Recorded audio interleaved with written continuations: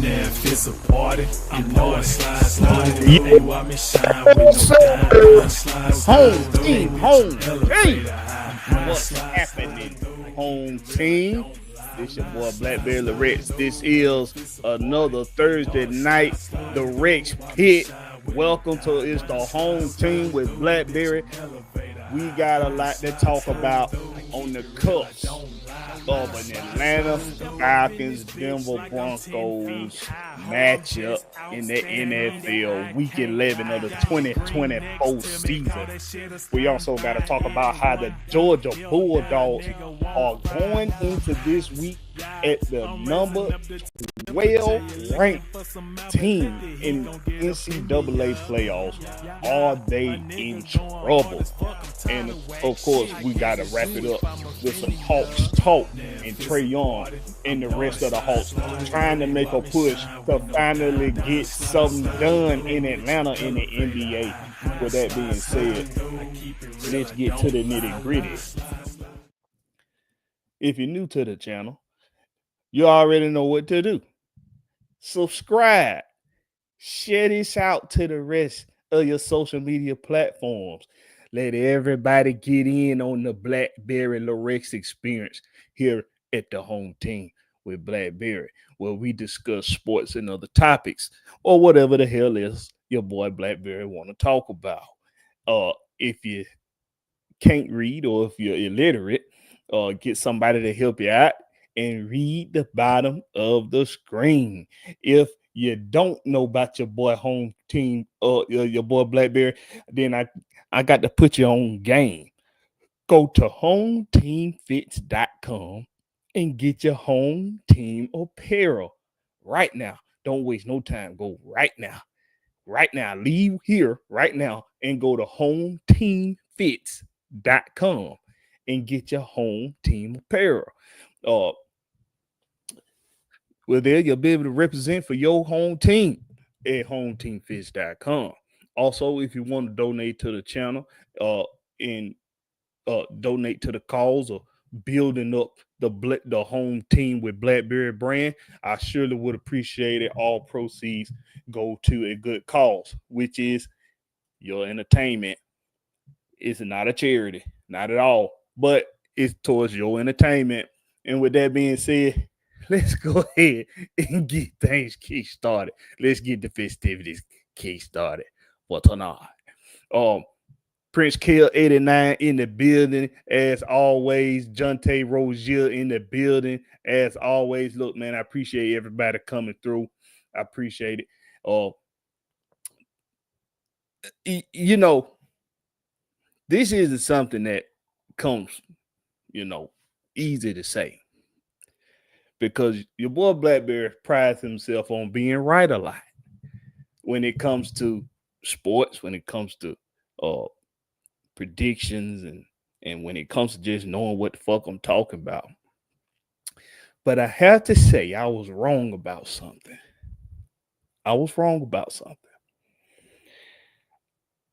And let me tell you why. Before I say what I was wrong about, let me tell you what changed my mind. What changed my mind, and this is Atlanta Hawks talk right here, and we're going to close out the night with that. But what changed my mind about Trae Young being the number one scorer on a team and being able to win a championship, I didn't think it was possible. But now I'm starting to think maybe maybe it's possible if we can get three things to line up for the Atlanta Hawks, and we're going to discuss that at the end of the show. Now, to other sports news, the Atlanta Falcons coming off of a disappointing game against the New Orleans Swamp Skanks in New Orleans, where we dropped 120-17 to those Skanks. We got to go into this Denver Broncos game on a different tilt. We got to go in with a different mindset than we've gone into any other game this season. Okay. J. Rose just said, find a new basketball team. Never that, sir. Do you see what's on my chest? Do you see what is on my chest? Do you see what's in my background? I will never falter from the home team. I don't care what they're going through. And it'll never happen. Ever. Okay? But I will criticize the shit out of them when they're sorry as hell. I will do that. But I digress. But we have to go into this Denver Broncos game with a different mindset than what we've grown accustomed to going into games with. And I really think that this Falcons team has really gone into games knowing that they outmatch teams offensively as far as personnel goes. And that's what they've been relying on. They've been relying on in a jam, we can give it to one-eyed guys who knows how to get separation and on third downs like Ray McLeod or Darnell Mooney. They're really good at getting a step or two on a guy in space. And that's what they've been relying on. So Kirk Cousins has been able to fit it into tight windows. He's been able to put the ball on the money most of the time to those two guys because they can get that separation. With that separation, it makes it easier to fit the ball in the tight windows. But we saw late in the New Orleans Skanks game where that came back to bite them in the ass. Whereas Drake London was the target and Kirk Cousins threw a late game interception because he misread the coverage. He should have hit the man underneath, which was I believe the man underneath was Kyle Pitts. And listen, that's just what it is. Okay. He read the coverage wrong. And he made a bad throw because of it. So when we can't have that mindset of we can just outmatch teams with athleticism on the offensive end. That's gonna keep us in games. We can have these late drives where we have a game-winning touchdown or field goal. It got to stop coming to that. It has to come down to where you close teams out in the fourth quarter. You close them out before that 8-minute mark. And the reason why I say the 8-minute mark, because the 8-minute mark, after the 8-minute mark, now you're in desperation mode. Teams become get in desperation mode. So they start slinging the ball all over the place after that 8-minute mark. The run game is completely, you throw it out the window after 8 minutes. After that 8-minute mark. With that being said, if the Atlanta Falcons force teams into throwing out that run, and now they have no run to depend on. Now you don't have to anticipate the run because you know they have to throw the ball. But that only occurs when teams are down by at least 2 scores. If they're not down by at least 2 scores, they're going to think after that 8-minute mark they can still run football. They're going to think they can still run it. And because of that, you still got to anticipate it. And when you got a defense that's struggling to stop the run, did a better job of it against the Skanks, but ultimately we still have that issue. when you have a team that has that issue of stopping the run, and you have a defensive coordinator who is just determined to have players playing 7+ yards off the ball, off the line of scrimmage, pre-snap, he's determined to keep letting them do that. You can't, after that 8-minute mark in the fourth, you got to be closing out the game. You got to be win up a couple scores, and now you closing the game out. Take the run game out of it completely. It's going to help tremendously with closing out football games on the defensive end. And when we talking about the Denver Broncos, let me help you. Let me help y'all out with something real quick. Now, in this season, excuse me, 1 second. Excuse me. In this 2024 season, the rookie class is doing really well. The rookie class. But we're gonna get into some stats here across the NFL. And we're gonna look at some NFL stat leaders currently right now in the NFL. Now we're looking at player stats. We're not looking at team stats. We're looking at player stats. Hey, Miss Pam, how you doing, Miss Pam? She in the building. She said, hello, Blakberry, and everyone in the chat. Happy Friday. I think it's Thursday, Miss Pam. Or is it your work Friday? It could be your work Friday. It could be your work Friday. I'm not going to judge. It could be your work Friday. I don't know what's going on, but you say happy Friday, so happy Friday. It could be Friday and I'm tripping. I don't know. Somebody tell me. Is it not Thursday? Or am I tripping? Miss Pam, you got me tripping. You got me tripping, Miss Pam. You got me tripping. All right. So let's look at player stats. All right. These are NFL leaders right now. In the NFL, these are your top 5. Okay. These are your top 5 passing quarterbacks. Yeah, I know you wish it was, Sam. We'll be a day closer to that NFL Sunday. Top 5 in passing yards right now. Joe Burrow. This is in order, by the way. Joe Burrow, Lamar Jackson, Kirk Cousins, Geno Smith, Baker Mayfield. Now, that's your top 5 in passing.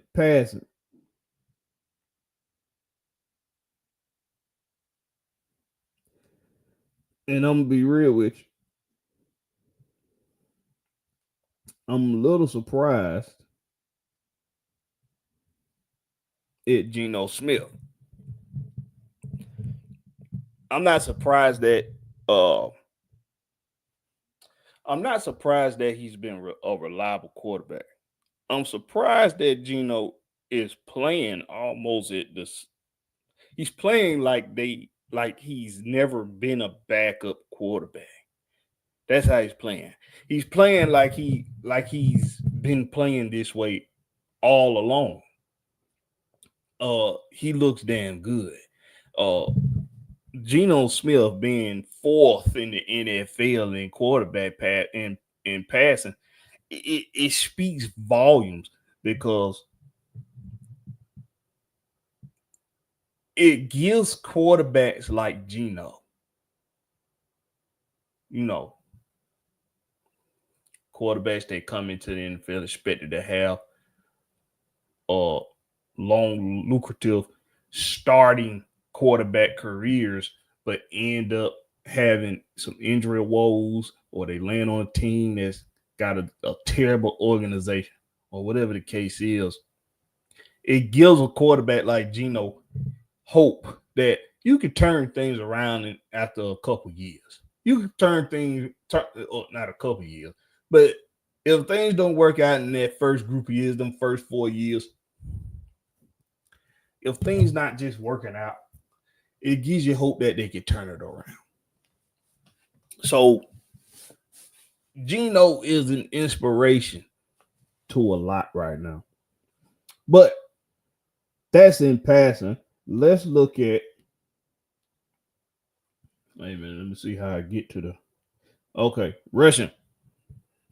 Top five running backs in rushing yards. In order: Derrick Henry, Saquon Barkley, Chuba Hubbard, Josh Jacobs, Bijan Robinson. Those are your top five running backs right now. So far, we got, out of reading two statistics across the league in top five in their position groups, we have a quarterback and a running back who are almost top five in the league. Let's look at receiving. This one should be interesting. Receiving yards across the NFL. Top five. Jamar Chase, Garrett Wilson, not a surprise. Malik Neighbors, Travis Kelce, CeeDee Lamb, which is kind of a surprise, as terrible as they have been. These are receptions, by the way, not yards, but in receptions. And just behind CeeDee Lamb with 58 receptions is Drake London, just behind CeeDee Lamb. Let's look at the yardage. Let's look at yards. Can I look? Come on, come on. You can do it. You can do it. You can do it. All right, top five in the league in yards: Jamar Chase, Justin Jefferson, Terry McLaurin, Garrett Wilson, Zay Flowers. That's your top five. Okay, that's your top five in the NFL. But just a few, just one slide under. Zay Flowers with just 4 fewer yards is Darnell Mooney with 684 yards receiving. Under him is CeeDee Lamb with 681, and right under him is Drake London at 649. So in the top 10, within the top 10 of the league in receiving yards, you still have two receivers. Your number one and number two receiver are top 10 in the league in yards, and one is top 10 in receptions. Well, actually, Mooney might be let me see what Mooney is in receptions. He may be top 10. I don't think he is. 1, 2, 3, 4, 5, 6, 7, 8, 9, 10. No, Mooney not top 10 in receptions, but he is top 10 in yards, which is a very good stat to have.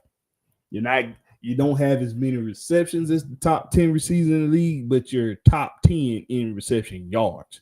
That means that boy getting that yak. He getting that yak, and he catching that ball deep down that field. That's what that means.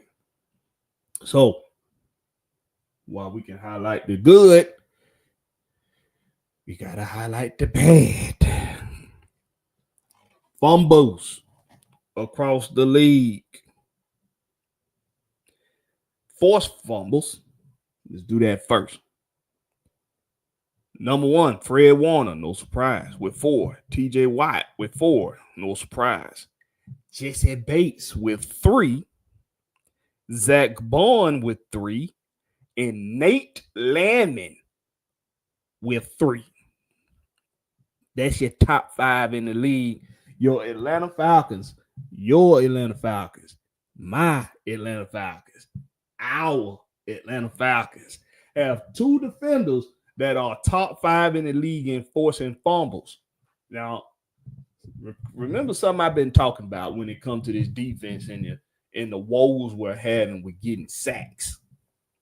I've been encouraging everyone to kind of look at the defense for what it's for the purpose that it was built to do.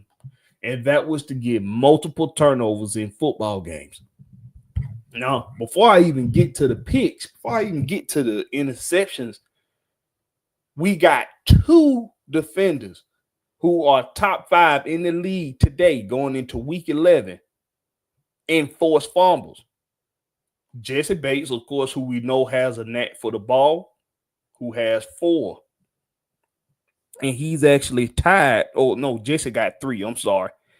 Jesse, Zach Bond, and Nate Landman are tied with 3, each having 3 forced fumbles. That's 2 Atlanta Falcons, 2 now on this defense that we've been so critical about, including myself, about the lack of sacks and the inconsistent pressure and the ability to not get stops early in games, the inability to get stops early in games. Yes, those things are all true, and those things are all things that they need to work on. But I've been encouraging people to look at what the defense was built to do. It was built to get multiple turnovers.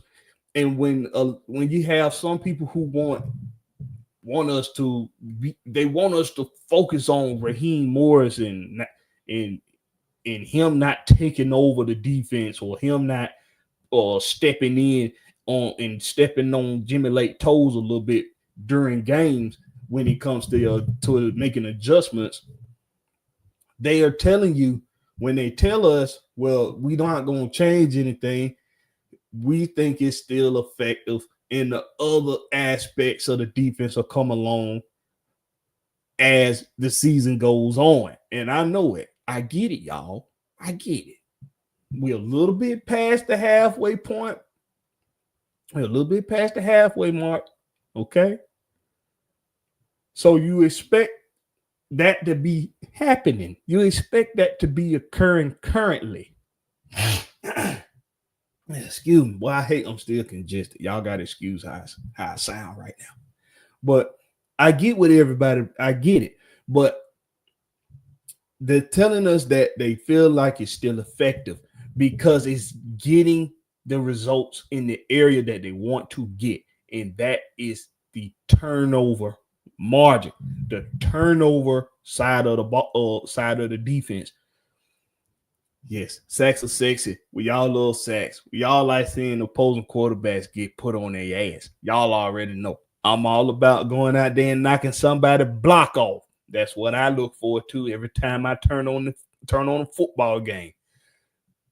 But I also look forward to the turnovers, which are more effective than a sack. Unless that sack comes with a forced fumble that results into an interception. So, which is still a turnover. So that's why I've been trying to look, calm down. We all need to just calm the fuck down. We're over analyzing this team, and we're over analyzing the variables to the results. We're over analyzing them. The defense was built to get multiple turnovers. We have 2 players, Jesse Bates and Nate Landman, who are amongst the top 5 in the league in forced fumbles. In the league, not in the division, in the league, not in the conference, in the league. 2 players on this defense, Nate Landman and Jesse Bates, they both have 3 forced fumbles apiece. All right. Fumble recoveries. Let's look at fumble recoveries. If I can get it to. Okay. All right. Fumble recoveries. We don't have anybody in the top 5 as far as players go. Nobody in the top 5. Nobody in the top 10. Far as fumble recoveries. But if I looked at it as a team,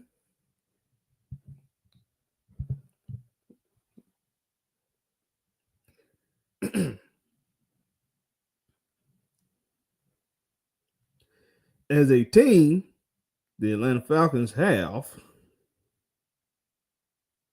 bear with me. Bear with me here.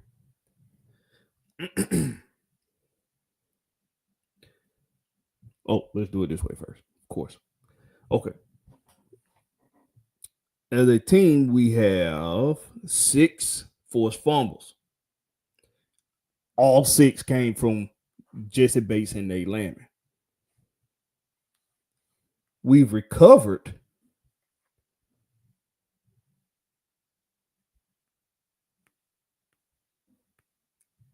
3 out of the 6.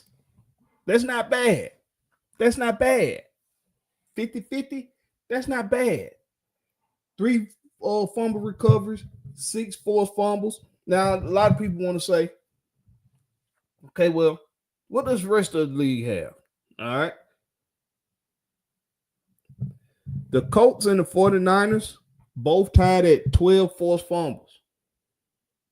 The Colts have recovered 9. The 49ers have recovered 5. As far as fumble recoveries in the league, the Colts and the Packers are tied for 9. The Bears and the Bills are tied for 8. The Bucks and the Giants tied for 7. And the Cardinals and the Eagles tied for 6, with the Steelers and the Commanders and the Panthers. So we have 6 forced fumbles, 3 recovered. It's still not top of the league type stuff. But we have 2 players that take advantage of those opportunities. Now, as a team, let's get back to the player stats.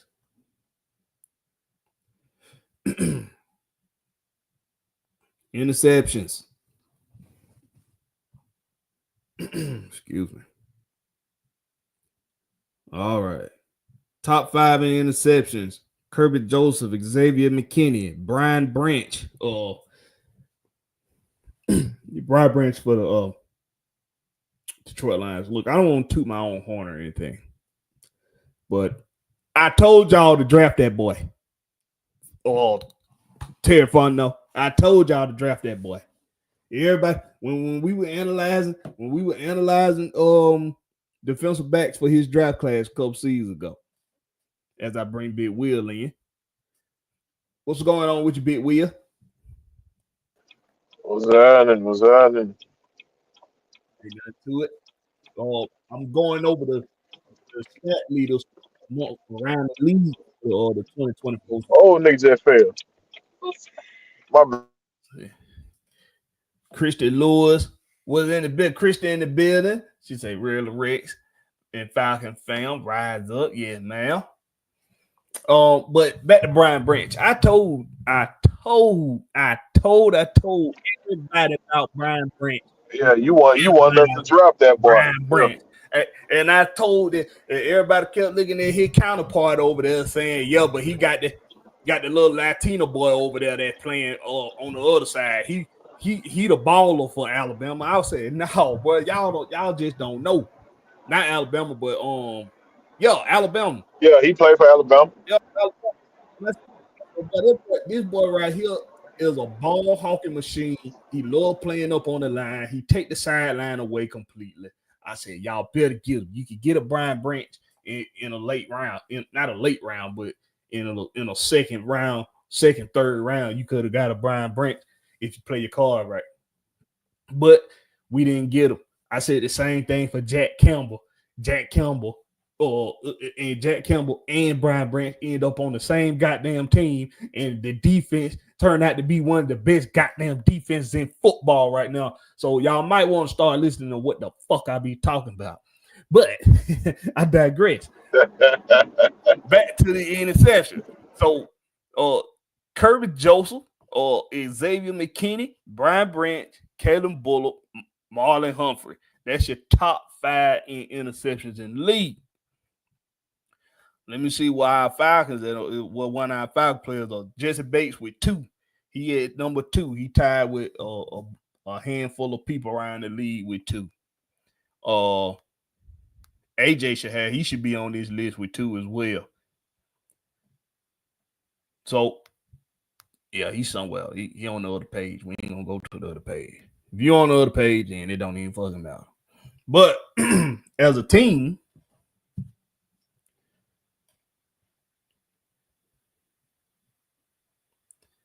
As a team, we have, let's see, interceptions.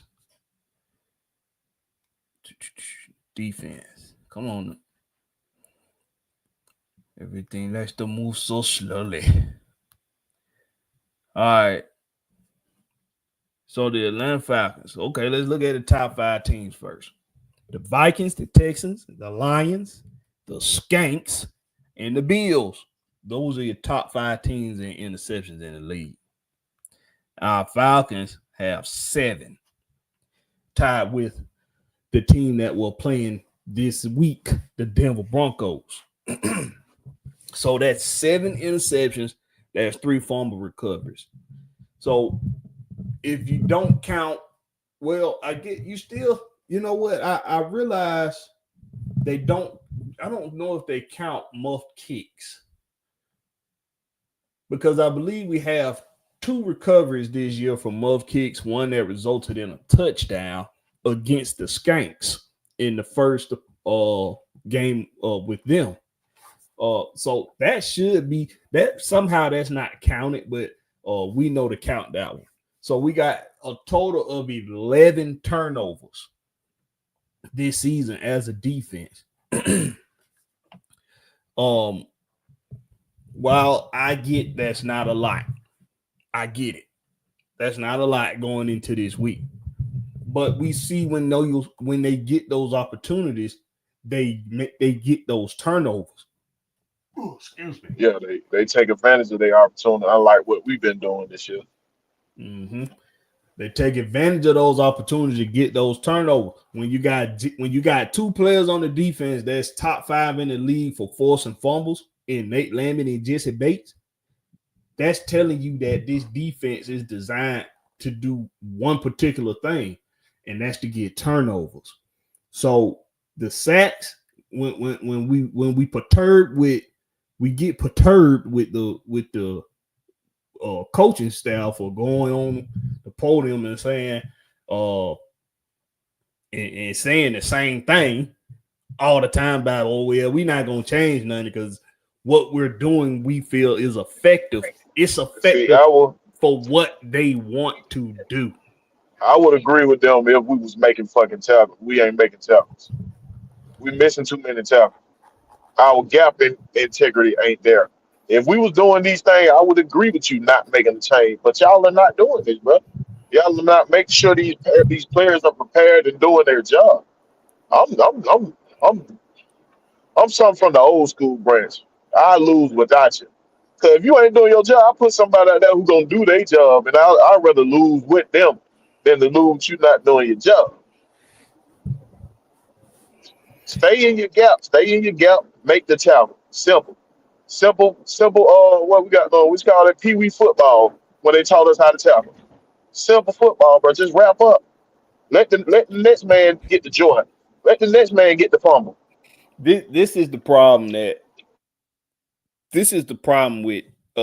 this Jimmy Lake defense.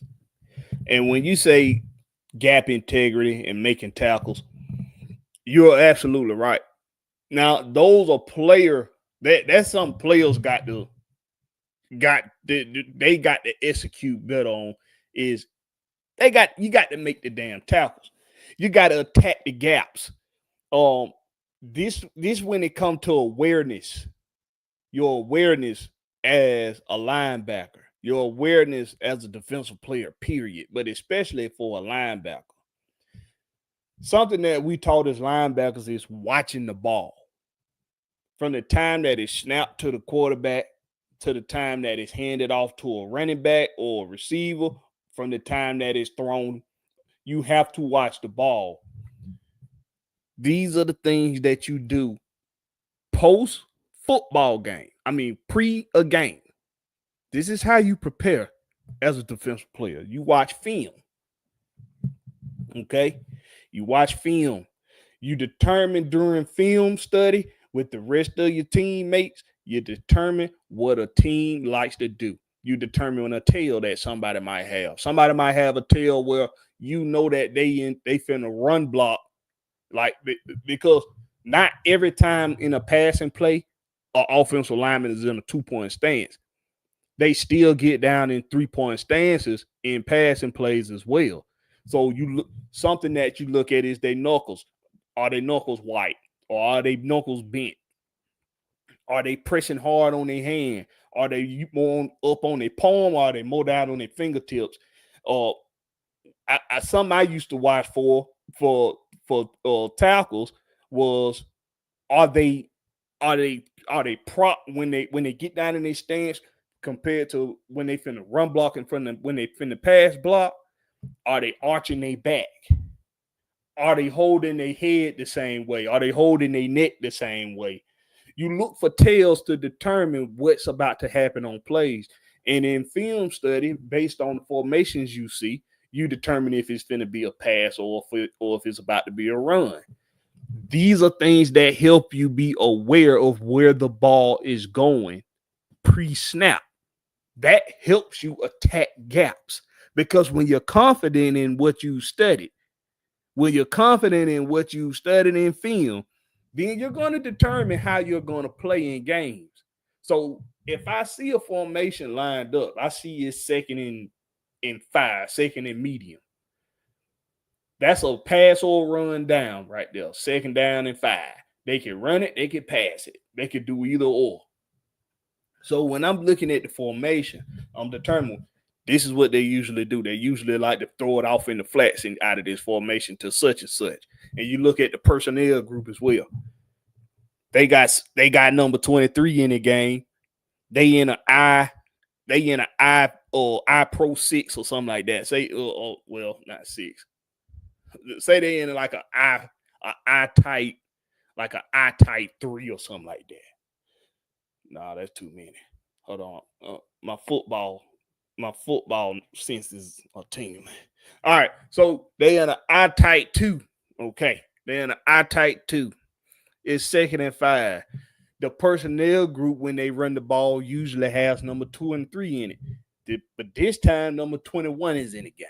Number 21 is they come out the backfield passing option. They probably finna pass this ball.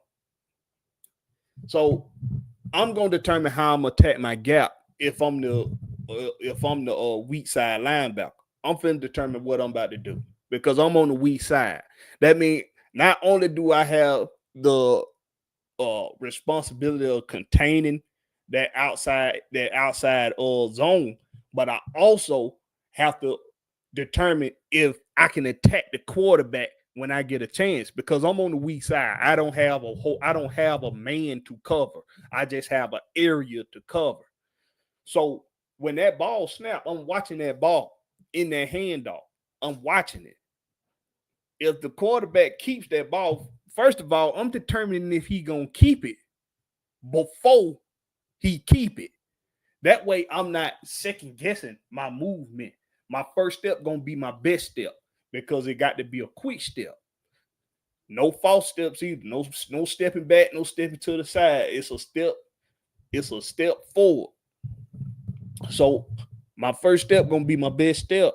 I'm determining already if he look like he finna hand his ball off, it's gonna be play action. He gonna keep that ball. I'm attacking him. But if I'm thinking he gonna hand his ball off, I'm still attacking the gap that I'm gonna attack when I go for the quarterback. And see, some people get it twisted. They think you do something different. You don't do nothing different. You attacking the same gap, whether you playing run defense or whether you pass rushing. You playing that same gap, but you gotta attack it as soon as the ball is snapped. You predetermining all this before the ball is snapped. So when you attack that gap, you attacking it like a beast, like a monster. It don't matter if a guard finna pull and try to block you. It don't matter if a tight end finna chip you. It don't matter if a fullback finna chip you. Whatever it is that you or finna block you, whatever it is, you attacking that gap to you want that gap to be closed. You don't want that back to get no movement after the on top of that line of scrimmage. Something we are having an issue with in this linebacker group, nobody's attacking the gaps. They are letting blockers get to the next level and block them out of the play, to where now they have to scrap they have to strap the blocker, or they got to get the blocker off of them so that they can get back into the play to make a play. You got to worry about that shit if you attacking that gap. You might not get that tackle because you might have a blocker on you, but you close that gap. Now you force the ball carrier to go into another direction. You force him into a different direction. That's a problem we have in this linebacker group. And it does come down to coaching as well, because we all got to look at the goddamn film, okay? We all got to look at the film. And when I go back and look at the film, I'm seeing what the coaches, what Jimmy Lake ought to be seeing. I'm seeing what the linebacker coach ought to be seeing, which is linebackers not attacking gaps. So why aren't you getting with these linebackers and telling them not to attack the gaps? But I know why, though, Big Wheel. I know why. It's because they don't want them to attack the gaps. They want offenses to think that they can run the ball, so that when they do throw the ball, so that when they do get down into red zone areas, now they want them attacking the gaps. Now we want to force the ball in the air once we get down there, because we feel like in a bend don't break type defense, we got Jesse Bates, we got Justin Simmons, we got AJ Terrell, we all got burnt. But they all got burnt by a nigga who ain't never started a day in his life. See, that's why you got to be, as a coach, you have to get on these players about their assignments. You got to get back to the fundamentals. No standing still. You shouldn't be standing still when a ball snaps. I don't give a damn what your assignment is. That's why we got something called chopper drills. We got choppering drills. God damn it. We got choppering drills. Chop drill. We got choppering drill in football. So when you see that ball snap, you moving, your feet moving, you chopper. Then you gonna make whatever decision you gonna make to move the ball, to move towards the ball.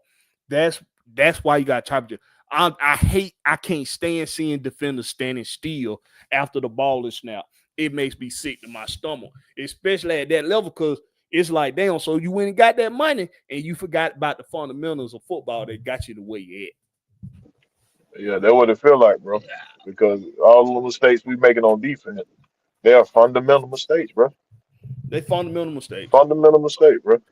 What out of those fundamental mistakes, Big Will, what's one? Give me one we got to correct before we go into that Denver Broncos game. Tackling. They're easy tackling. Cause like plenty of time you see on tape, we be in position. Sometimes we just don't make the tackle, bro. Like that Dallas game we had three sacks, but we could have had 7 if we made the tackle. You know, it's stuff like that. Like times where we have tackle for losses, but we going down one arm trying to make a one arm tackle or something, or not completing the tackle. Or we trying to punch out the damn ball. You know what I mean? But we just got to stop trying to get all the glory and just make sure we secure the tackle, let the next man get the glory. You feel? Everybody trying to be the hero. You just do your job. Let the next man shine.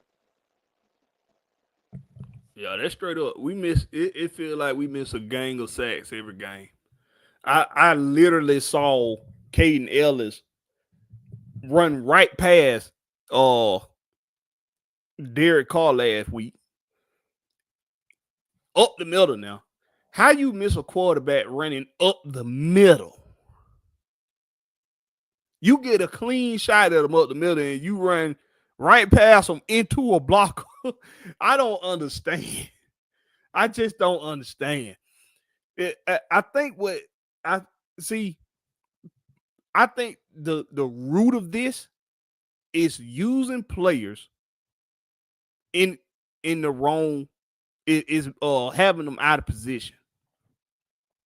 I think that's the root of all of this. We acquired Caden Ellis from the Skanks because of his pressure percentage. Why in the blue hell are you using him inside when he got that pressure percentage that you like so much in New Orleans when he was on the outside? That's when you got it from. Well, that's where you got the most effective play out of Caden Ellis. That's where we get the most effective play out of Caden Ellis right now. His ability to run sideline to sideline. That's what you like out of Caden Ellis. His ability to get pressure from the outside. That's what you like out of. And I know some people don't want to see him in coverage, but hell, we run a 3-4 defense, y'all. Your linebackers got to cover. They got to. Yeah, we can't be trying to cover up the deficiencies of the linebacker. They got at some point they got to cover somebody, bro. They got to cover somebody. That's just that. Listen, linebackers cover running backs. Right. When you sign up for a position of linebacker, they don't just teach you running drill. They teach you passing drill too, bro. You got to learn how to defend somebody too. We can't keep trying to cover up a deficiency right there, bro. If you can't cover, man, you don't need to be on the field. You can't. That's just straight up. That's just straight up. And when I'm watching, okay, so in the beginning, in that first drive, we got Grady Jarrett, David Onyemata, and we got it was Grady Jarrett, Onyemata, and Harrison, I believe. Those are 3 down linemen. They got them pinched in tight to where Grady is playing like a 1-tech or a 2-tech. And you had David Onyemata covering the center. Excuse me. And Harrison was playing the same thing as Grady.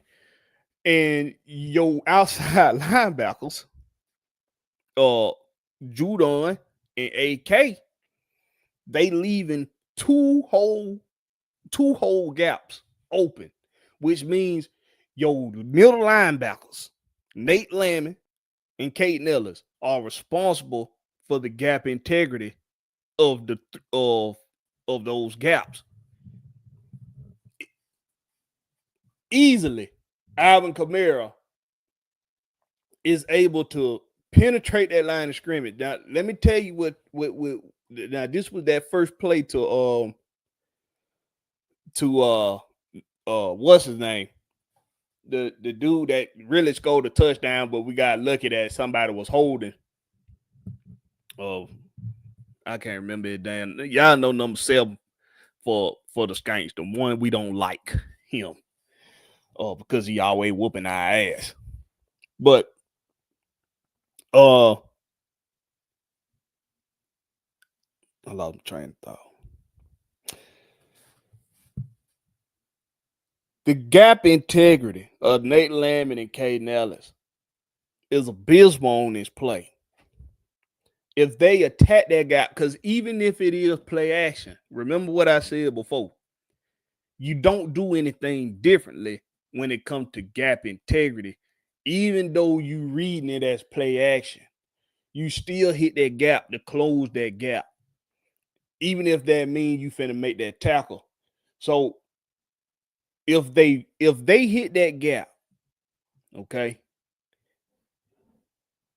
that might disrupt the play action. And now Derek Cardone got a free man to hit in the screen, because if you disrupt that, now Alvin Kamara can't get to the next level to be a blocker, which means you got one less blocker out there. You got one less block out there to make a block. AJ Terrell don't miss a tackle, hopefully, right there on the sideline like he did. And who else was that? And Mike Hughes. Now one of them possibly gets that damn tackle. Both of them missed the damn tackle on the sideline, though. But it all comes down to, like Big Will was saying, gap integrity. But it also comes down to knowing how to attack the gap. knowing when to drop back in coverage, doing your thing. I'm really starting to believe that this is Jimmy Lake telling them not to attack gaps with inside the 20s. I'm really starting to think that because that's the way it fucking look. Christy Lewis, she said, I think we got Ellis last year. New coaches doesn't seem to use him that way. He wasn't doing that last year. Christy. The old regime wasn't using them like that neither. I don't understand what is. It's almost like Caton told them, hey, I won't play inside, and they just give it to him. I don't know if that's what happened, and I doubt it is, but for some reason he's being used inside as an Atlanta Falcon when the whole reason why you got him was for what he did on the outside with the Skanks. But like people getting on him by having Alvin Kamara wide open on that play. Yeah, he shouldn't have that man wide open, but that don't mean you don't put him in coverage. He has linebackers cover running backs. End of story with that bullshit. He has to cover some goddamn body.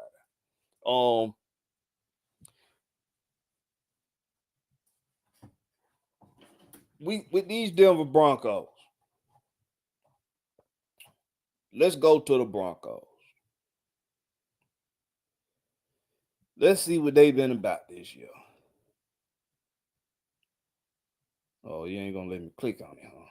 You son of a bitch. All right. So we're gonna analyze the Broncos and what they've been doing this year. Their last outing was against the Kansas City Chiefs, where they lost a nail biter, 16-14.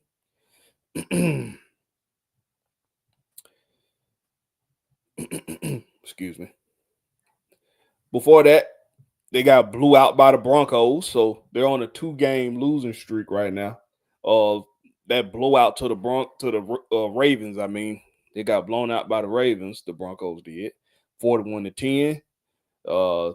They whooped up on the Panthers a little bit, 28-14. They blew out the Skanks, 33-10. They lost to the Chargers, 23-16. I believe they gave the Chargers their first. Yeah, they gave the Chargers their first road victory of the year. They beat the Raiders, 34-18. They beat the Jets 10-9 before the Jets started winning. Well, they only won like a couple, I think. But they blew out the Buccaneers, 26-7. So they got some blowout wins against all three opponents. Against all three of our opponents in the NFC South. What you think about that, B. Will? Do you think that's something worth? You think that's something worth paying attention to coming into this game, that the Broncos have blown out the Skanks, the Buccaneers, and the Panthers, and now we are the last team for them to play in the NFC South? And I had said that on my show, bro. Ahead of the division. I said that on my show, man. They looking for the opportunity, goddamn, to sweep the South, to say he ain't even in the division and he still run the division or something like that. You know what I mean? They looking for the opportunity. So we got to come ready to play.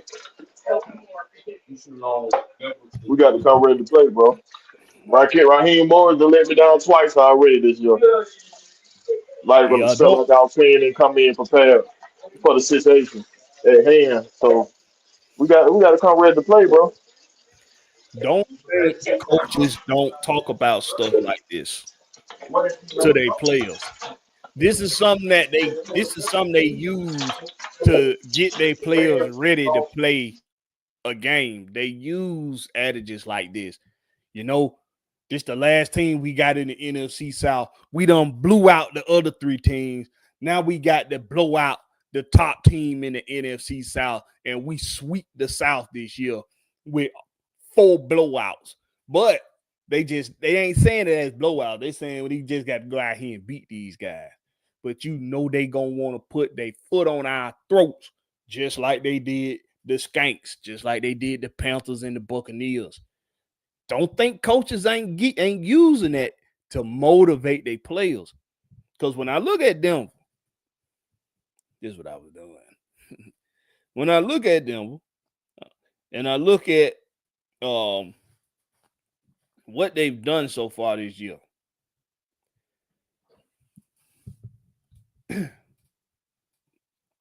they've been losing games. But Bo Nix, excuse me, Bo Nix has been playing pretty damn good football.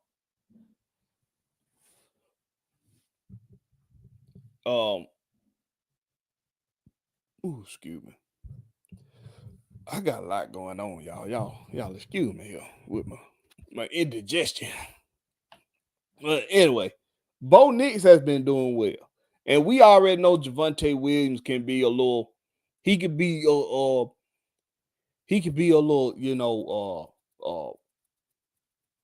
irritating little running back out the backfield.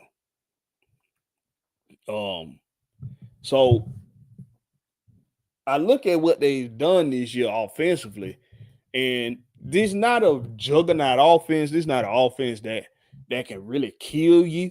But it is a professional offense. Now, don't get me wrong. Anybody can have the score ran up on them, but we should be able to take advantage of some weaknesses that they have on the up front on the offensive line. You got excuse me, you got a rookie quarterback who, regardless of how he's been playing, he's still a rookie. If you can get pressure on him up front, his offensive line hasn't been great this year. If you can get pressure up the middle, take him off his spot, force him to have to move out of the pocket, do a better job containing the edge, and get pressure up the middle and make the young boy have to think on his feet and use your athletes on the outside in the secondary to make plays. This is what you have to do to an inexperienced quarterback. You got to apply pressure to him, force him off his spot. Don't let him get comfortable. When you let the young guys get comfortable, you let that they already come in there with that young quarterback bravado and ego. So they think that they hot shit anyway. So when you got them coming in, when they doing that, you just have to you can't let them get comfortable. You got to get them off their spot. Let's see what they got going on with injuries. Broncos injuries. Let's see. Boy, it hot up in there. Somebody need to do something about this. Yeah, you gotta see the white got the heater on or something, but yeah, but somebody trying to cook me in here. All right, so this day injury report. PJ Locke, they safety. Thumb, he was a full participant. He got a thumb injury. He was a full participant Wednesday and Thursday. Joseph Reynolds, wide receiver, hand injury, full participant Wednesday and Thursday. Drew Sanders, linebacker, who's a damn good linebacker, by the way. Achilles, but he was a full participant Wednesday and Thursday. Delirian Turner, Yale, safety. He got a knee injury, but was a full participant Wednesday and Thursday. They got a pretty long list on the injury report, but they got guys that's playing, though. I mean, they're still practicing. Zach Allen, defensive end. Let's see. Elbow. He got an elbow injury, plus he needed some rest. I guess he needed some rest for the elbow, but he was limited Wednesday, full participant on Thursday. Brandon Jones, abdomen, he was limited Wednesday and Thursday, and that's it. That's their report. So on the defensive side of the ball, they got some guys that's nicked up, but they playing though. They look like they playing. Our injury report: Tyler Algier, quadricep, limited Wednesday, full participant Thursday. Lorenzo Carter, outside linebacker, concussion, limited Wednesday, full on Thursday. I think that's his first full practice since the concussion. Kirk Cousins, shoulder and elbow, limited on Wednesday, full on Thursday. Drew Dalman, center, ankle. He's been back at full clip at practice for Wednesday and Thursday. So we might get Drew Dalman back this week.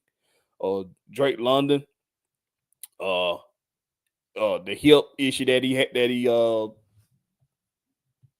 hip pointer that he acquired in the game against Tampa.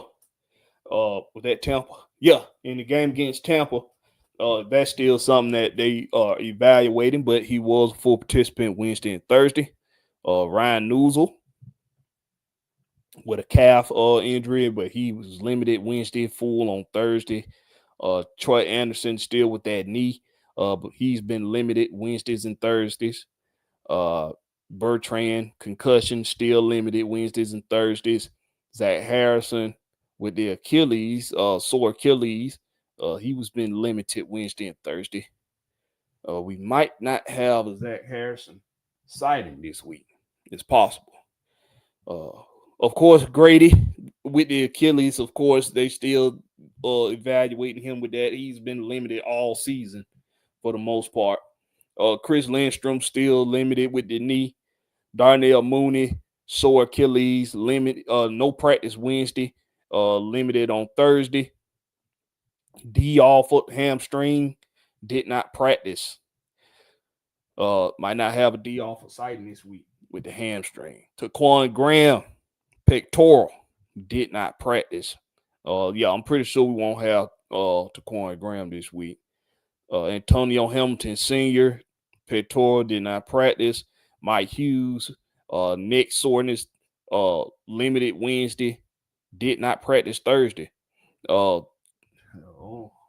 We got some defensive guys that we used to seeing play that's not practicing this week. That's not a good sign. Jamie Smith Williams, with the tibia, did not practice this week. Charlie Warner, of course, we already know with the concussion with him, did not practice this week. So we got a laundry list of injuries for the Falcons. Most of the injury list for the Broncos is on the defensive side of the ball, but I didn't see not one person didn't have full day of practice for the Broncos. We got a handful of guys who did not practice this week, who we are used to seeing practice, who we're used to seeing play. So that's something to keep an eye on this week, leading up to the game, to see who gets that play, who plays and who sits. Right now, D. Alford not looking like he's gonna play. I hope he does, and I hope he's good to go, because I think we're gonna need him against these Broncos in Denver. I think we're gonna need him.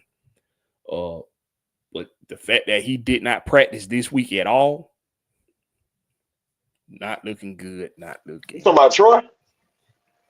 No, D. Alford. Oh, it looked like Lorenzo Carter finna be on the way back. Yeah, Lorenzo. Yeah, he was a full participant on Thursday, so he looked like he gonna be back. No Taquan Graham practiced this week, and everybody out there went over. Yeah, and Mike Hughes didn't. He was limited Wednesday, did not practice. I think he got a neck problem. I think he got a neck situation. Yeah, it's his neck. He had neck soreness, but he did not practice. So if we don't have Mike Hughes, we need him. If we don't have him and D. Alford, if we don't have neither one of them, the Clark Phillips, Clark Phillips looks okay in the shallow part of the field, but not the shallow part. Yeah, the shallow part of the field, he looks okay, but they are taking advantage of his inexperience covering one-on-one in the pros. They taking advantage of that when he has to cover somebody deep down the field. Clark Phillips just not showing that he's ready to do that. In my opinion, he shouldn't be doing that anyway. That's not his game. His game is to play space and play the ball. When this is my thing right here, man. There is a development stage in the NFL, and it's usually within your first 3 seasons. After in your 4th season, that's when you're expected to be whatever you're going to be. In my opinion, whatever you're gonna be by season 4, that's what you're gonna be for the duration of your career. Most of the time, 99% of the time. So that I get Clark Phillips is still in that development stage, but that ain't why you drafted him. That ain't why he here. He ain't here to cover folks on the outside one-on-one. That ain't what he here for. He here because he played that space in Utah, and he was able to be a ball hawk. And when you needed him to play in the shallow part of the field, he was capable of coming up and making plays on ball carriers and playing the ball. That's what. So what I'm having an issue with this defense is we do not play guys to their strengths. We don't play them to their strengths. Caden Ellis not being played to his strength. Grady Jarrett not being played to his strength. Clark Phillips not being played to his strength. Now I get Clark Phillips in a tricky situation where he pretty much having the same responsibilities and assignments as D. Alford and Richard Grant. So those guys getting the majority of the playing time. So you trying to put him where you hoping you can utilize his skill set in another area. Well, that's the wrong place on the outside. That's the wrong place. That is not his game. He don't play the outside well. He just don't play it well. Now, he plays it well in the shallow part of the field, but he don't play it well when you asking him to cover somebody 10 plus yards off the ball. He just don't play it well. So it's too many guys being played out of position. And we going into a Denver Broncos game where we cannot go into this bye week with an L. We cannot. We can't go into this bye week with an L. This got to be the game right here, Jimmy Lake, where you start playing guys to their strengths. And looking at this injury report, we're probably not going to have Mike Hughes and D. Alford, which means Clark Phillips finna get playing time, which means Richard Grant about to get playing time for real, for real. You still don't, if it's a group on this team that needs to step up the most in Denver, it's the linebacker group, in my opinion. Yes, sir. We need them. Take the pressure off of take some pressure off this secondary group that's gonna be missing a couple pieces, and take some pressure off of them by making sure you taking care of business and making plays on the second level and behind the line of scrimmage. We need this linebacker group to step the fuck up. Troy Anderson, if you are back, be back. Be back. Be in Jimmy Lake. If Jimmy Lake, this you on the sideline. Cole, it's my turn. Put me in now. Hold on. No, Cole, put me in. No, Cole, put me in the motherfucking game right now before I whoop your monkey ass. Put me in the game. Okay, get your ass out there, boy. You want to play? Get out there. Troy, you need to be on his ass. Get in the game by any means necessary. All these minute restrictions and all that shit, fuck that shit. If you back, you back. It's time to start thinking different. I said this some weeks ago. When you start winning, you got to start thinking different. No more conservativeness. No more the conservativeness. Say conservative for when you up 2-3 scores. Say conservative for 2-3 scores up in a game. In my opinion, no, really conservative when you 3-4 scores up. Say conservativeness for then. Right now, it's time to be aggressive.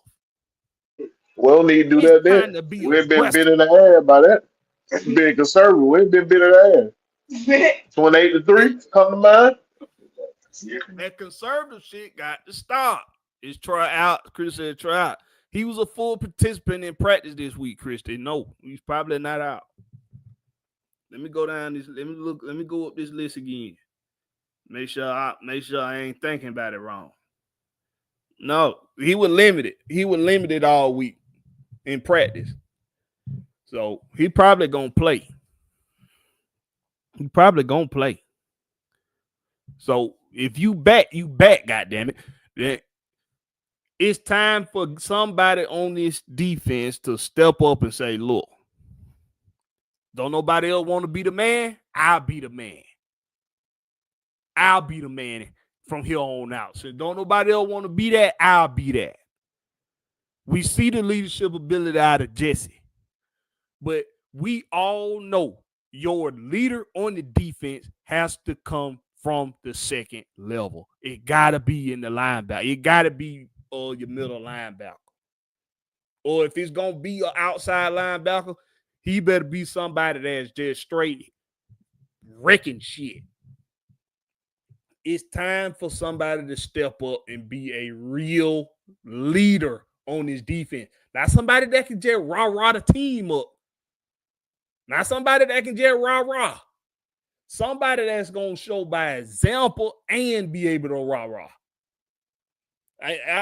You can have the coolest goddamn hype speech, for the game. Get everybody, who house this.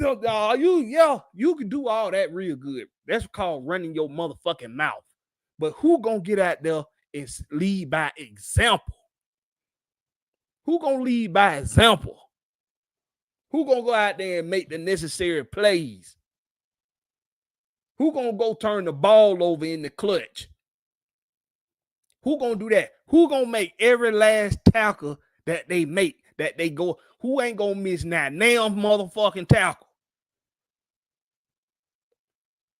Who gonna do that? It's time for somebody to step up on their defense. Chrissy said, yeah, it's hard for them to change after that. Change after what, Christy? What you talking about? After they injured?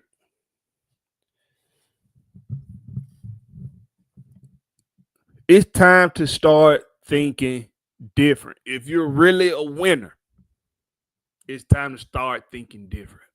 That's the same thing we say to the fan base about getting used to being a winner. Stop looking at the draft already. Talking about the draft slide, talking about trading for draft picks and who coming out in the draft. That's how losers thinking about that shit right now. That's what losers thinking about. We shouldn't be having no conversations as content creators about shit going on in college football right now. If we talking NFL, we talking Falcons. Why the fuck am I associating Falcons with college shit right now in they top of the division? This is the shit I'm talking about thinking different. This is shit I'm talking about. You think Kirk Cousins thinking about what he gonna do next year if shit fall apart with the Falcons? You think Bijan Robinson, you think he thinking about that check he gonna get after next year when they restructure, not restructure, but when they sign him for a big contract in year 3? Because it ain't gonna be in year 4. Y'all might well forget that. It's gonna be in year 3. Especially if he stay healthy. Knock on wood. You think they think about shit that's not shit that's irrelevant right now? Some of y'all content creators trip me out.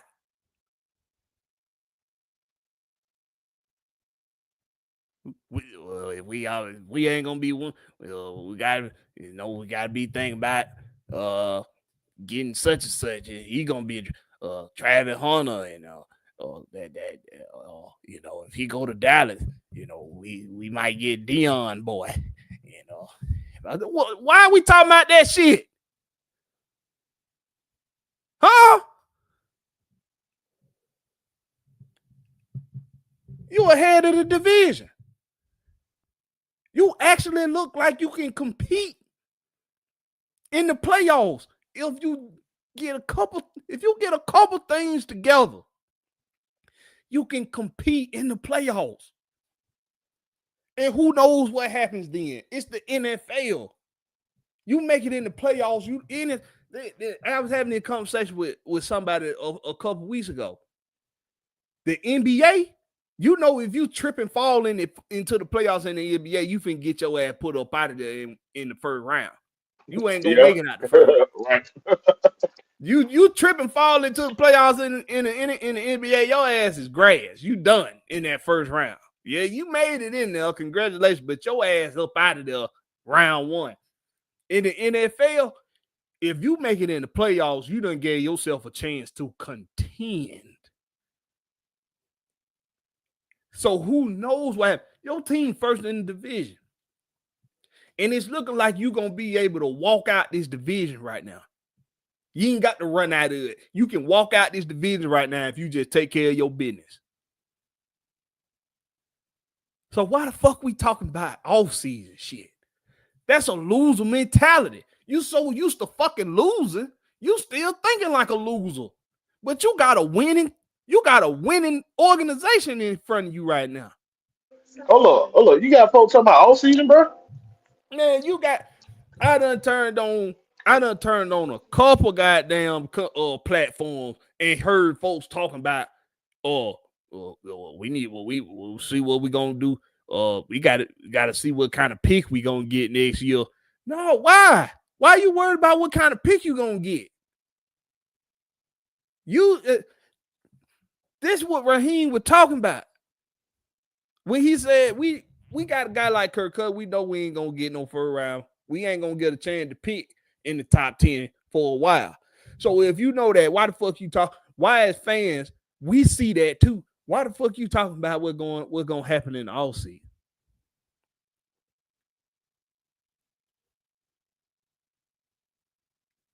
Make that shit make sense. That's a lose mentality. See, we thinking like losers. We thinking like losers still. We want to get mad and pissed at the wrong people. We want to go over the top, getting mad at the wrong people because we still thinking like losers. Everybody on this team got a job. Like Will just said, having them not do their job is covering up a deficiency.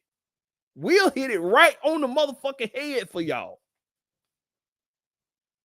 Let's not have him do that because I don't like how he looked when he was doing it. No, so that means you don't want him to do his job. He got to do it. He just need to do it better, goddammit. We're not going to tell him not to do it just because he don't look good doing it.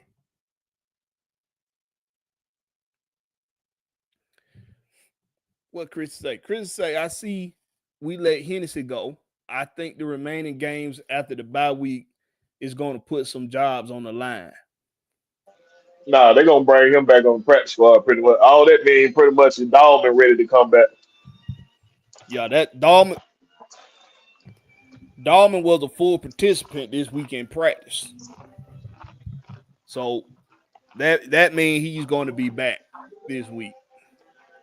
And because you got to manipulate the, what is it, 47? The 48. Oh, 48 dress. 48. 53 for the roster, 48 dress. You got to manipulate the 48. So you got to, some guys you got to make it look like they ain't there. So you got to put them on practice squad and shit like that. But, what she say? She said when you talked about the Ricky's fourth year. Yeah, if you by that fourth year, Whatever they are in that fourth year, that's what you can expect them to be throughout their career. Them first 3 years is their development years. They ain't got that's players though. The coaches, no, you expect it to be whatever the fuck we think you is when you get hired. Ain't no development time for them. Well, let's just let them get used to calling plays for these guys. No, what?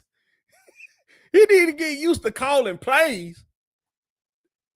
That's his job. His job is to call motherfucking plays. You want him to get used to it over how long? How long you wanted to take for him to get you to call and play? Listen, either you fast or you slow. Either you strong or you weak. Either you can jump high or you can't. That's all you need to know about players when it's time to call up the run plays for them. Are they strong? Are they weak? Are they fast? Are they slow? Now what? We know we don't want Tyler Algier running no seam route. We know we don't want him doing that. We want Bijan doing that. We know we don't want Tyler Algier. Not Tyler Algier, but we know we don't want Warner running a wheel route. We want Kyle Pitts doing that. We know we don't. Go ahead. We got to do better how we describe this stuff. So every time we bring Warner in the game, we're running to his side. And if I'm picking this up on TV, I know the defensive coordinators are picking this up. Mm-hmm. Every time he come in the game, we're running to his side because we don't throw the ball to him. Warner has great hand. Go watch his Jordan tape. Go watch his San Francisco tape. This is what I mean by our offense coordinator. He got to get better at how he use our talent, dog. He inconsistent at times with our talent. And we be predictable at certain points in the game. I'm gonna tell you what they missed. I'm gonna tell you somebody they missed the boat on, and that's John Fitzpatrick. You missed the boat on John Fitzpatrick. You telling me you couldn't use 6'7" right now in the red zone, along with Kyle Pitts on the other side of the line? How they gonna cover 2 6'7" tight ends in the red zone? How they gonna do it?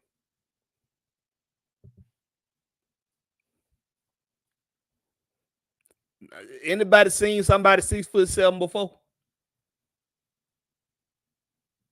I tell you what, if you got a bookcase in your house, if you got one of them living room bookcases, I ain't talking about when you put in your bedroom. You got one of them, if you got one of them library bookcases in your house, go stand there to your bookcase and look up at it. That's a 6'7" something, bitch. And we could have had 2 of them right now on the line in the red zone. We missed a boat on John Fitzpatrick.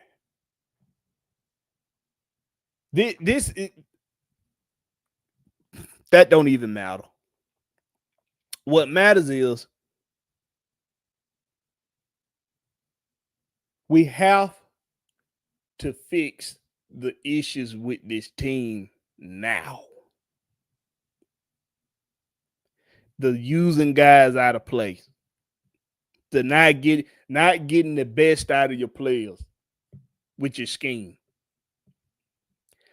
Those things have to change.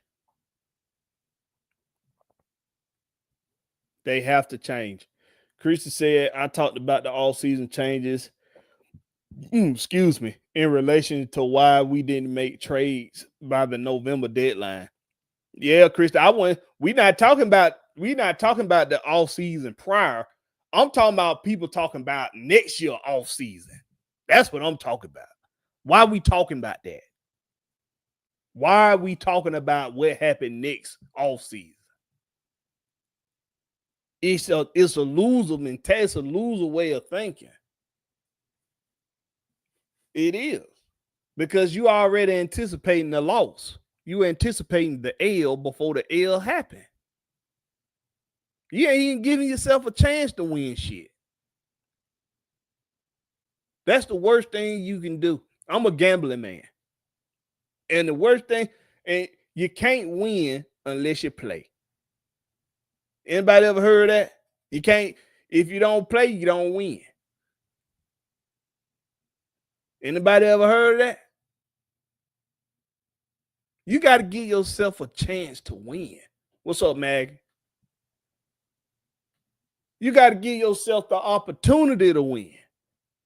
But if you are already anticipating the loss, you stand yourself up for the L. It's a damn shame when folks beat their own ass. Don't beat your own ass. If I'm getting my ass whooped, it's going to be because you worked real hard to whoop my ass. And I mean, it was the hardest thing you had to work to do. I'm not going to anticipate a L. Why are we talking all season shit?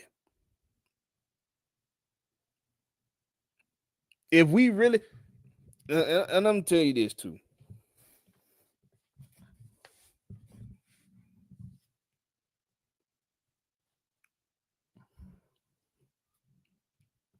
When we are analyzing our team and our players, you can't just use what you just can't use what you think. You can't just use what you think is happening or what you think is supposed to be going on. You can't use that. You can't just use history.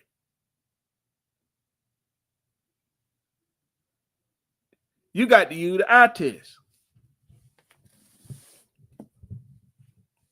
This is what we talked about with Tyler Jill last year in his not last year, but in the year before in his rookie season.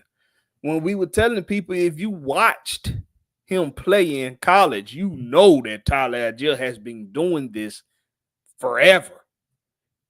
He's always been this type of running back. He's always gotten chunk yards on plays. He's always averaged 4 or more than 4.5 yards a carry. He's always done that. He's always been an option out of the backfield in the passing game. It's about using the eye test along with your perceived knowledge of the game or knowledge of players. You got to use the eye test. And then you got to be confident in what you see. And be confident to stand on what you think or what you know you see. When I watch these Falcons play, I know I see contenders. I see contending play. I see an offense that can move the ball up and down the motherfucking field. I see a defense that is opportunistic and can turn the ball over. You need those two things in the playoffs. A team that can get turnovers and a team that can get you in scoring position.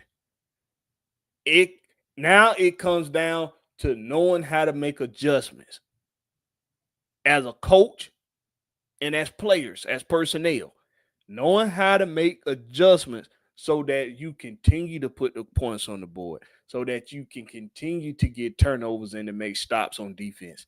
The defense played very well in the outside of the dropped Alvin Kamara bomb. The defense played damn near lights out in the second half of the Skanks game. Had like 3 or 4 straight 3-and-outs to give the offense a chance to win the game. When I see that, I see a contending football team. Christy will tell you, she been telling folks all year long, let's just get past this 7-win curse. Let's just finally get past that. A team that can win 7 games with bad quarterback play, that's a team that got potential. So you get a quarterback like Kirk Cousins, and you add additions like Justin Simmons on your football team, opportunistic football player. Jesse Bates, opportunistic football player. AJ Terrell, finally learning how to turn their head around and hold on to footballs. When you have these aspects to your team, and you are accustomed to winning 7 games, and now you got this at your disposal, you can contend now. You can contend now. Now it's up to knowing how to make the adjustments. That's what it's up to now. Making the adjustments. All right. Probably gonna stay on about 30 more minutes. Let's talk about them Dawgs, though, Big Will. Ooh. Oh Lord, double whammy they hit us with this weekend. Ooh. They hit us with the double whammy, the triple Yes, whammy. sir. If you count the Hawks. What the Hawk made up for it. They beat the Celtics. I guess they made up for it. Yeah. And that's without they star. Yeah, they didn't have Giannis. Who they didn't have? Giannis or They ain't Kyrie? have They didn't Trey have neither Young. one of them. They ain't have Trey Young. Oh, y'all Trey didn't. They didn't have Trey. And Yucca hit the game winning shot. We're gonna talk about that in a minute. All right. So this is your top 12. These are your 12 playoff teams in order. Okay, we're gonna start from the top to the bottom, and y'all let me know what y'all think about it. Oregon, your number 1 team in NCAA football. Oregon. Ohio State, number 2. Texas, number 3. Penn State, number 4. Indiana is number 5. Tennessee, number 6. BYU, number 7. Notre Dame, number 8. Alabama, number 9. Ole Miss, number 10. Georgia, number 11. And Miami, Florida, number 12. What you think about that list? What you think Hold about on, that that's the list, Big CLP. That's Will? CLP. I thought they was at 12. I thought They at Georgia was at 11. 12. They at 11. Oh, but yeah, that's Miami at 12. at that point we just gonna have to come and spot so it don't matter. We just gonna have to come and do our thing, bro. I don't even know how to pretty much feel about these rankings right now. So we got the toughest schedule in the NCAA, but they not counting these games for much. You know what I'm saying? Like we had quality losses to Alabama and Ole Miss, but we played the toughest schedule. But a lot of these teams in front of us, schedules ain't even below 45. You see what I'm saying? So it's like I don't know, bro. I don't know. How many of these teams will stick with us on the neutral site and actually make it a game?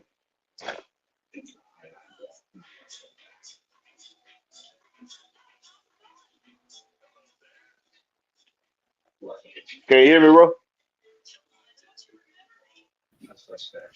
Yo, my bad. Old lady was calling me. Anyway, y'all hear me? You hear me, Big Will? All right. I got you. I got you. So Listen. First of all, Alabama done lost to an unranked team. And they lost to a team that was ranked in the 20th. It was top 20. Wasn't even in the top 20. They lost to a team that wasn't even into the top 20. And they lost to an unranked team. How the blue fuck are they ahead of us and Ole Miss?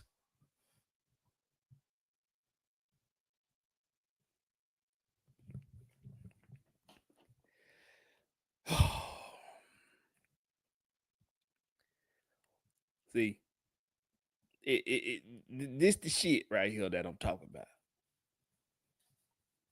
This is shit I'm talking about. John D. Rose just say, we got to focus on Tennessee. Yeah, you're right. We got to focus on Tennessee. You absolutely right. Yeah, Georgia number 12, Blackberry. What you looking at? I'm looking at the CLP playoff league. They got Ole Miss at 11, Bama at 10, Miami at 9, Notre Dame at 8, Tennessee at 7, BYU at 6, Indiana at 5, Penn State at 4, Texas at 3, Ohio State at 2, and Oregon at 1. And this one, they came out. They came out Tuesday.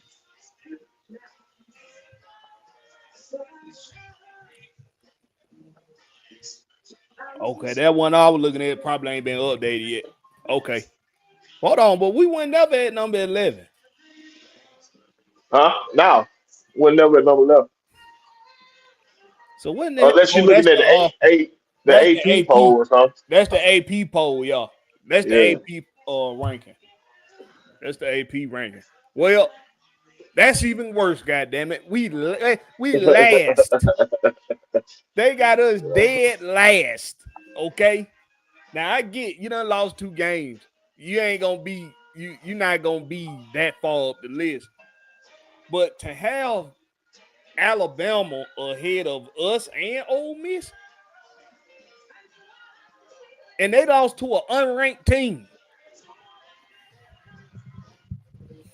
Hey, whatever. This what I know right here. This what I know. Kirby Smart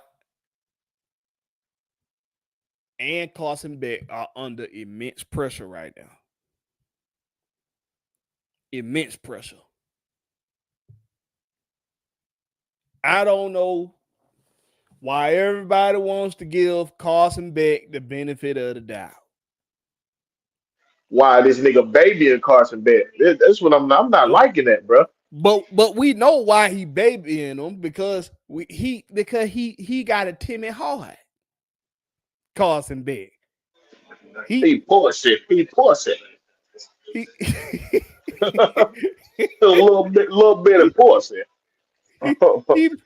he might be a little soft. He might be a little sensitive. That's why he throwing on all that eye black so he ain't look pussy, but he's still a pussy. So that's why he ain't hard on him, but that's why he probably ain't gonna make it at the next level. See, I don't think Carson played terrible the last against Ole Miss, but he don't look like he just don't look like he got the confidence that he had a year before when he knew he had a Brock Bowers and a lad McConkey to throw the ball to. He just don't look as confident throwing the ball. Right, and that's what you're gonna need at less level. You're gonna have to be a quarterback that can bring others up, not one that gotta have talent already set in place. You feel what I'm saying? As we see with Joe Burrow, when he lose all his talent, he become an average Joe. But with his talent down, he become unstoppable. You see what I'm saying? You're gonna need to be one of them quarterbacks that can bring up your talent like a Matt Ryan. You can make Harry Douglas get a good little check. You can make Taylor Gabriel get a check. You know what I mean? These Summer make these days of boys get a kids. check. When they leave you, they don't be about shit. So I'm just saying, you got to be able to raise your, because you're gonna go to a sorry team. If you're a good quarterback, you're going to a sorry team.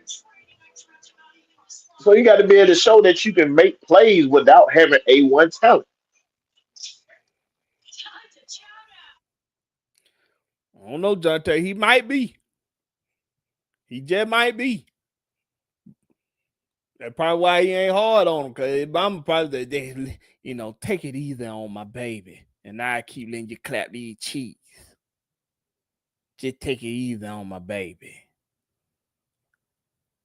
But if I'm Kirby, I'm telling her, like, after I'm done clapping them cheeks, I'm telling her, your pussy ass boy better step the fuck up, or his ass gonna be on the Hold on, hold bench. on, baby.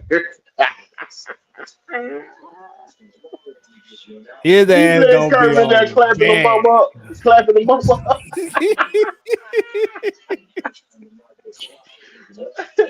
Just give my baby, give him some time. He gonna be all right. Just don't be hard on him, okay, Kirby? And I'm gonna let you slide these panties down. Look, Carson, just get the bitch assness out you, okay? It's time to step the fuck up.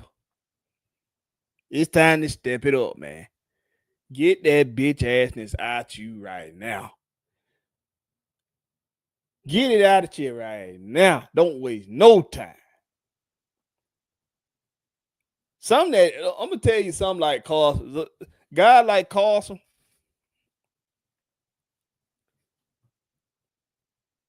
while they are sensitive, they also are worried about their reputation.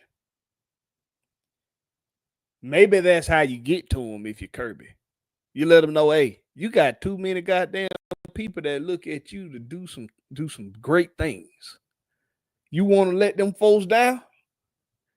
I done put my trust in you. Your school done put their trust in you. Your parents, your community, your teammates. We all trusting you to lead us back to another championship. But clearly he ain't a leader. It's time to be a leader, Carson. It's time to be a leader. And stop the bitch assness. I'm not gonna be like everybody else and give your ass an excuse.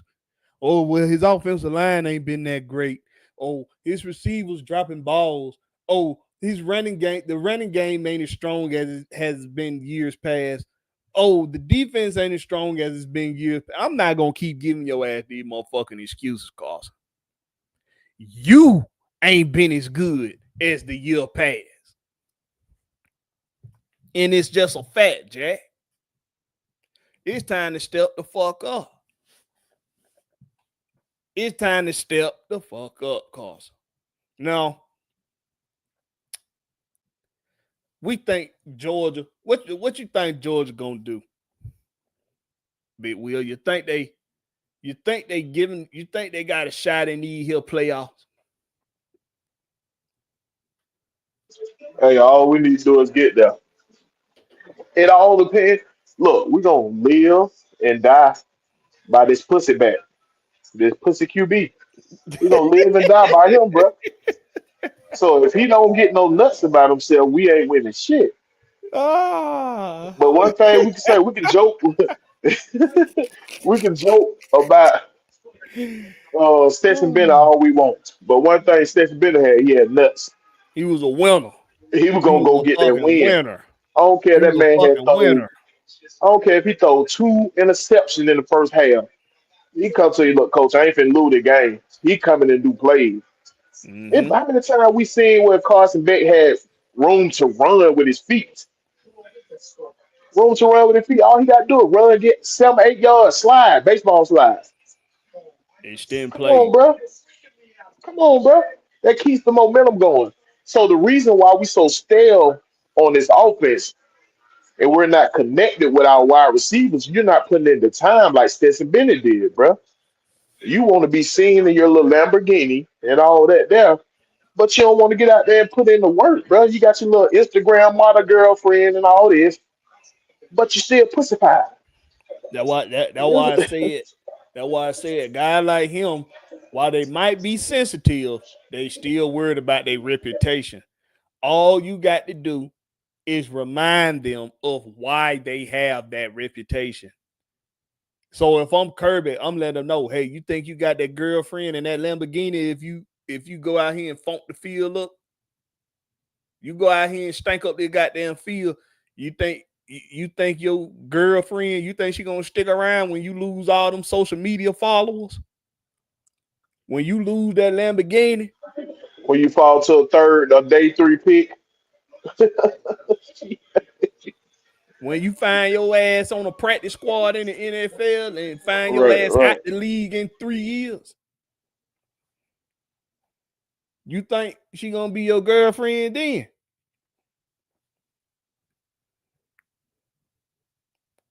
The Lamborghini ain't gonna be there. Well, he still gonna have Lamborghini off the little NIL deal. He got that. He probably paid Not, for that. He, not, he probably paid for hey, that, boy. hey, he not, gonna he not, gonna have to not, fund that motherfucker. you gonna have the point. That why Jeff feels that you gonna have that Lamborghini ain't gonna be there because you gonna have to get rid of it. You gonna have to get some money off that motherfucking Lambo. Jonte Rose just say our OC trash too. Hold on. You know you talking Come about? out for Georgia? You talking about No, for you ain't Georgia or talking for the about. Falcons? They're averaging 34 points with this sorry ass quarterback. How is the OC trash? Explain that to me. You know how many teams are killed to score 34 points per game?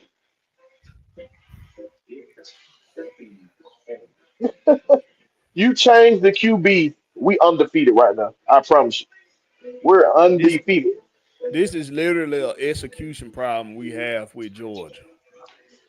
It's an execution problem. It is not a play calling issue. It's not an adjustments issue. It's Yeah. execution. Y'all do know Mike Bobo got Matt Stafford to the league, right? Y'all know he Matt Stafford was up on Mike Bobo. Y'all know that, right? I'm just making sure y'all know. That man put up points, dog. The only thing what happened with Mike Bobo, they never had a defense on those teams. Their defense was trash. They didn't have Kirby Smart. If Mike Bobo had Kirby Smart back then, we would have been had more championship, bro. But as we know, when it comes to college football teams, it's about looking 3 years in the future when it comes to scouting and drafting. Not drafting, but yeah, scouting. Yeah. Yeah, the pro your head coach and your director of athletics have to be working cohesively together to find the future for your football team, because these guys are usually out of here within a couple seasons. Most guys don't hang around longer than 2 seasons. So you got to find the future when scouting. You got to be able to replace 5-star athletes with 5-star athletes. You got to be able to do that.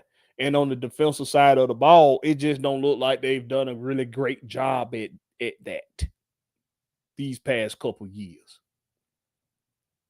It just don't look like we did a great job at it. Something we always been able to hang our hat on with Georgia football teams is that defensive line is gonna be stout, and that run game gonna be stout. We'll always be able to hang our hats on the run game and the defensive line. The defensive line don't look as good as it has years past, and the running game has taken a step back. So that's a personnel issue for me, not uh, a play calling issue. But I feel you on what you say though, Jonte. If you think he trash, yeah, he trash in your mind. All right. Trey Young and the Hawks.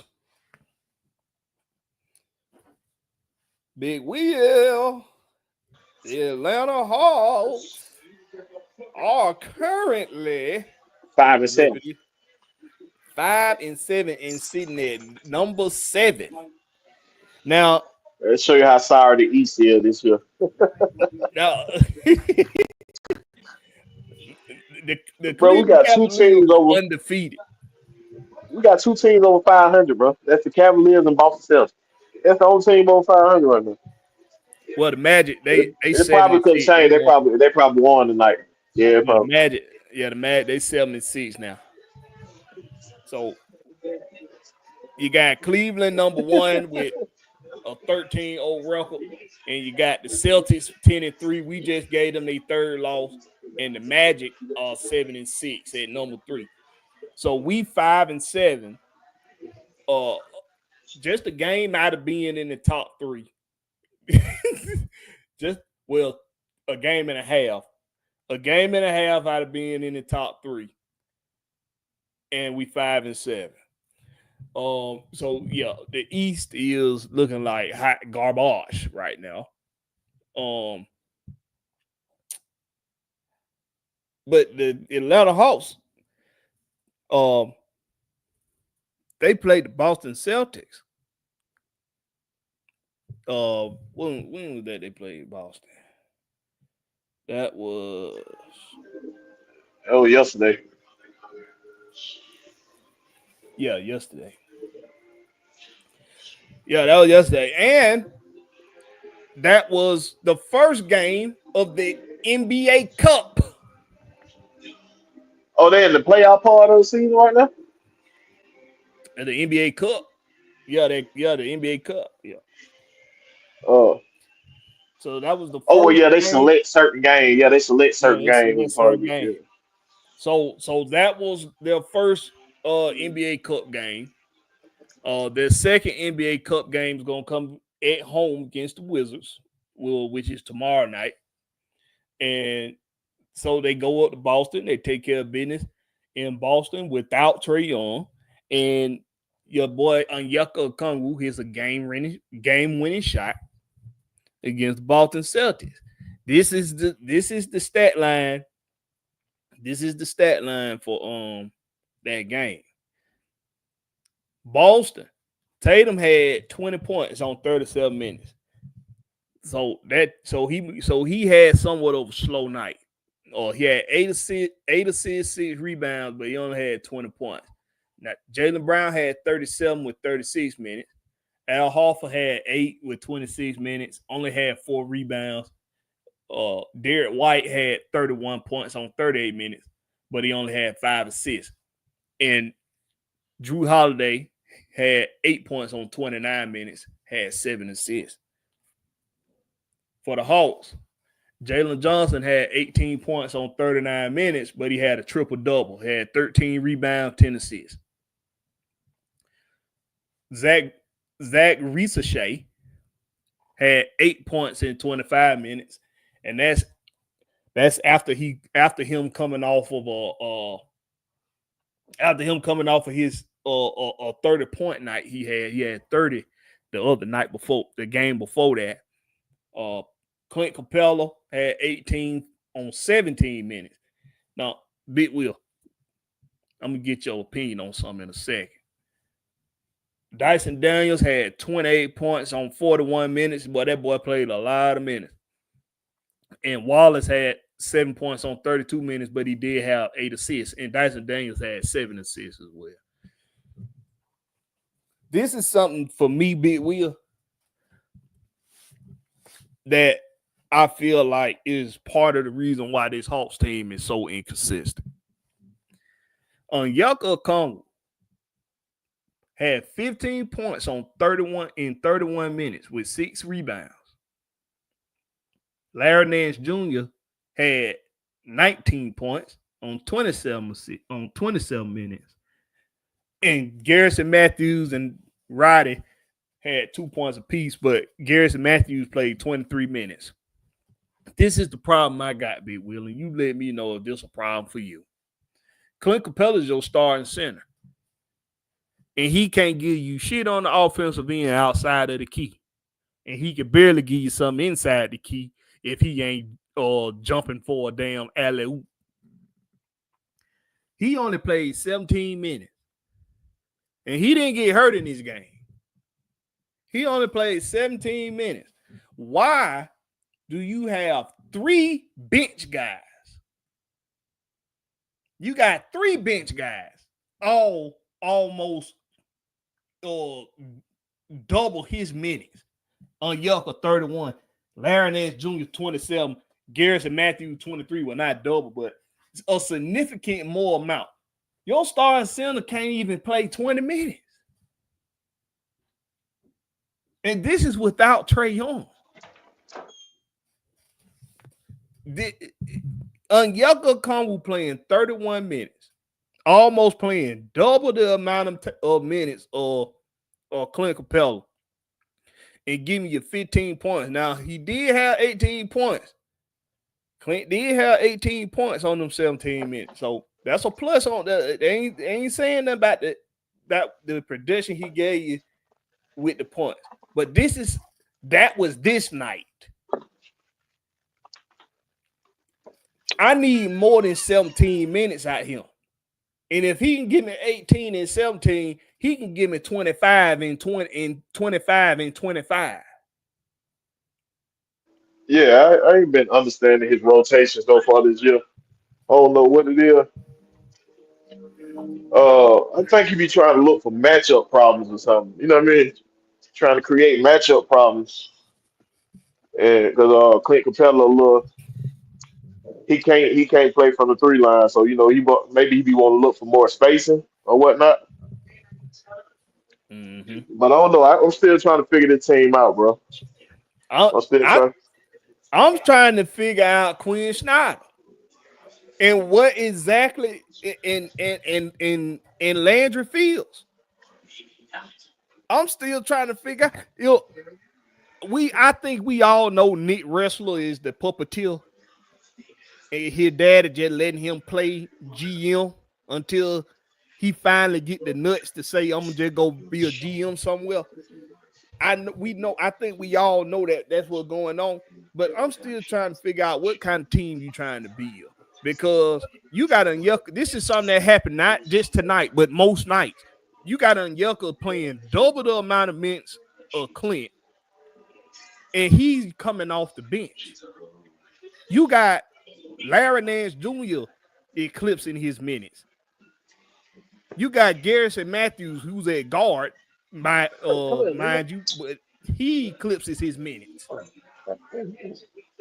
Yo, Ricky Ricochet is eclipsing his minutes. Dyson Daniels is eclipsing. Why?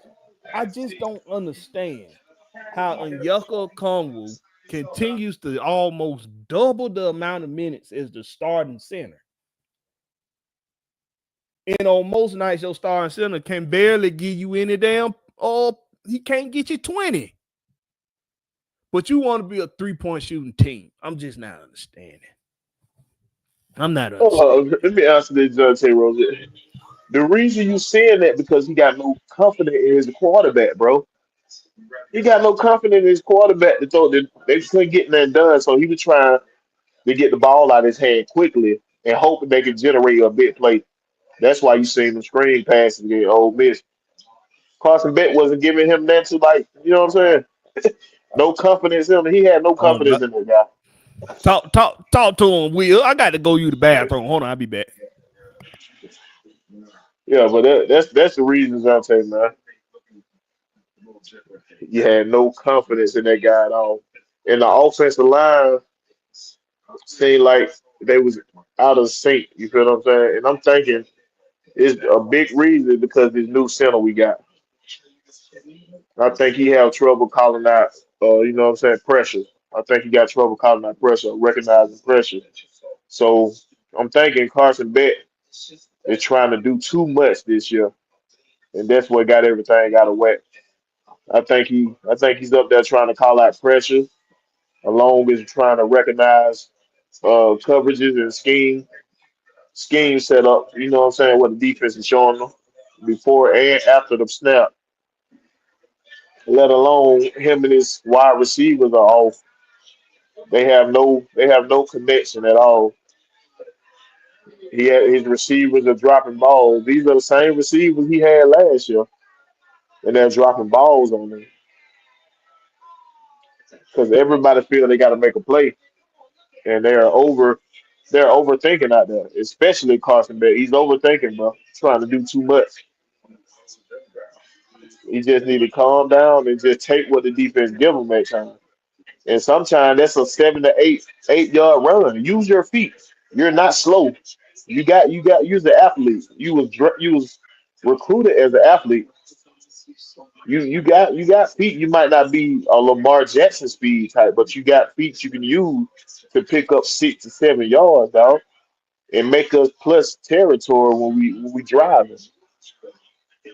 I just don't see the confidence in him this year. I don't see the confidence.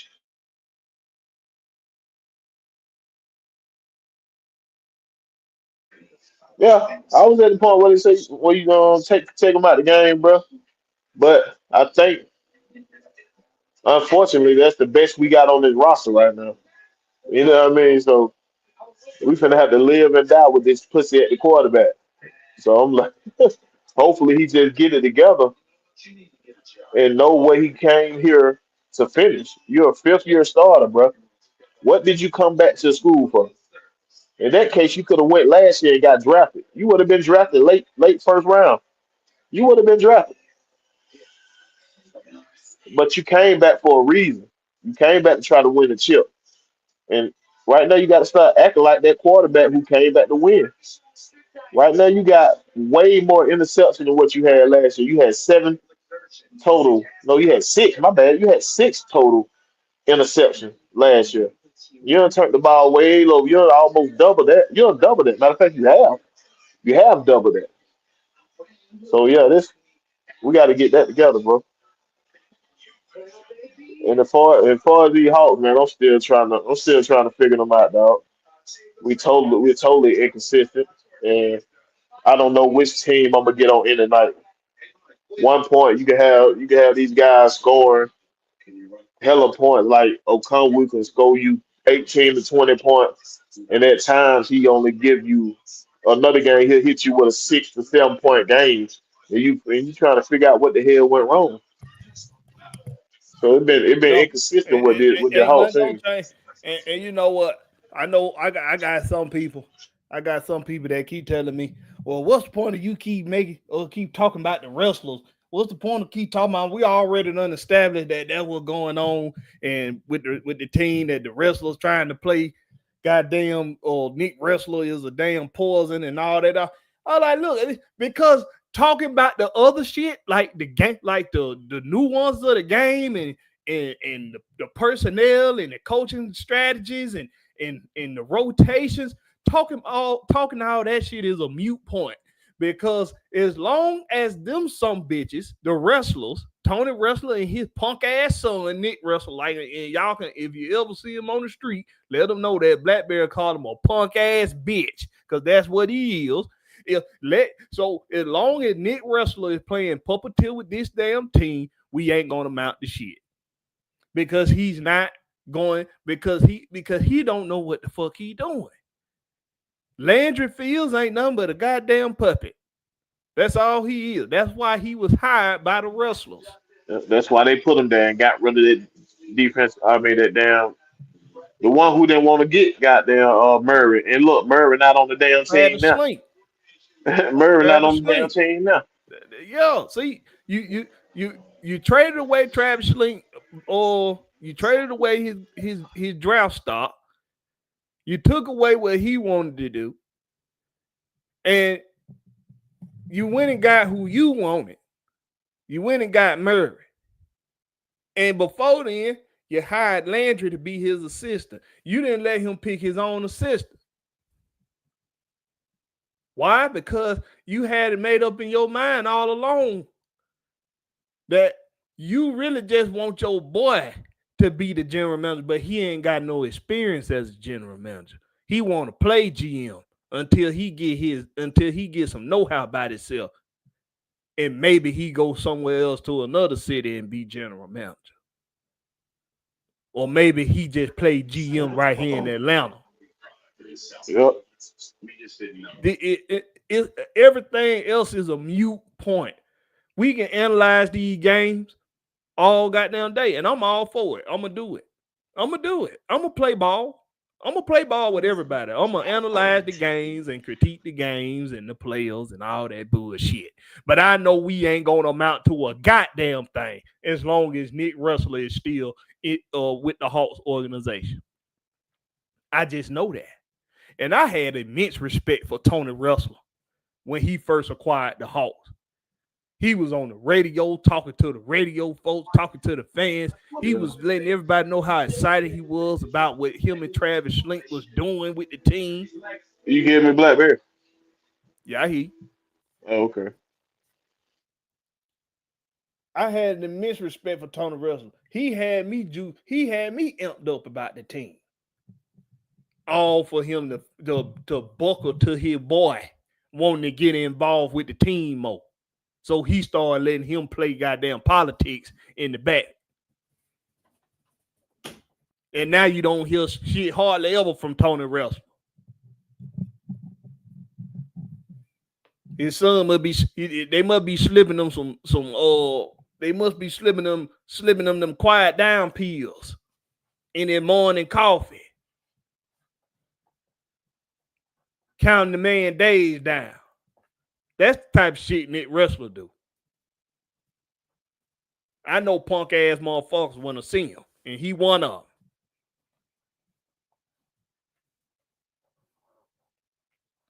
I can't talk about the Hawks, man. I can't talk because I know as long as we got them punk bitches in the damn ownership, we ain't going no goddamn well. Until Tony decide that he ain't gonna let his boy play GM in the back.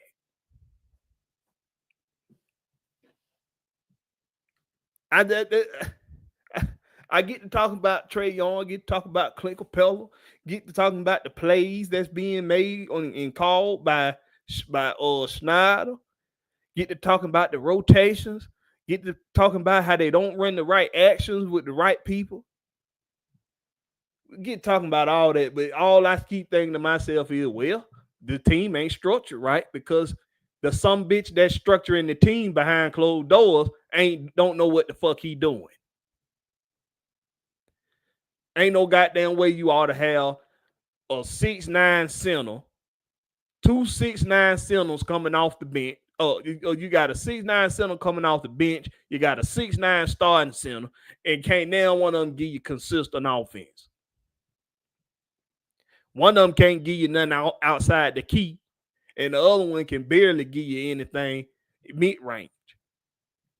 But you're supposed to be a 3-point shooting basketball team because that's what Quinn Snyder want his team to be able to do, shoot threes. He want to jack threes up all goddamn night. But he don't even know how to tell them to stop passing up open looks. Some bitches be wide open for a three. They still kicking the ball back out. Why? You got a wide open three. Your coach wants you to shoot it. Shoot it. We're not taking smart threes. That's the problem. We're not taking smart threes. They ain't taking smart. They not taking. I see them pass up open threes all the time just to get the ball back to somebody coming up the floor. And now it's too many defenders on. The defense does set up their defense now. And we can't hold leads. Dude, we can easily be 9-3. 9-3 right now, bro. But we giving up leads. We have double-digit leads on some of these teams that came back and won the game, bro.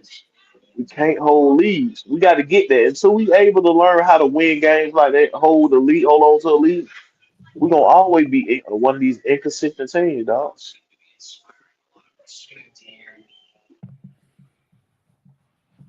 So, for a wrap, we going any questions anybody got they want to ask in the chat, we'll answer them.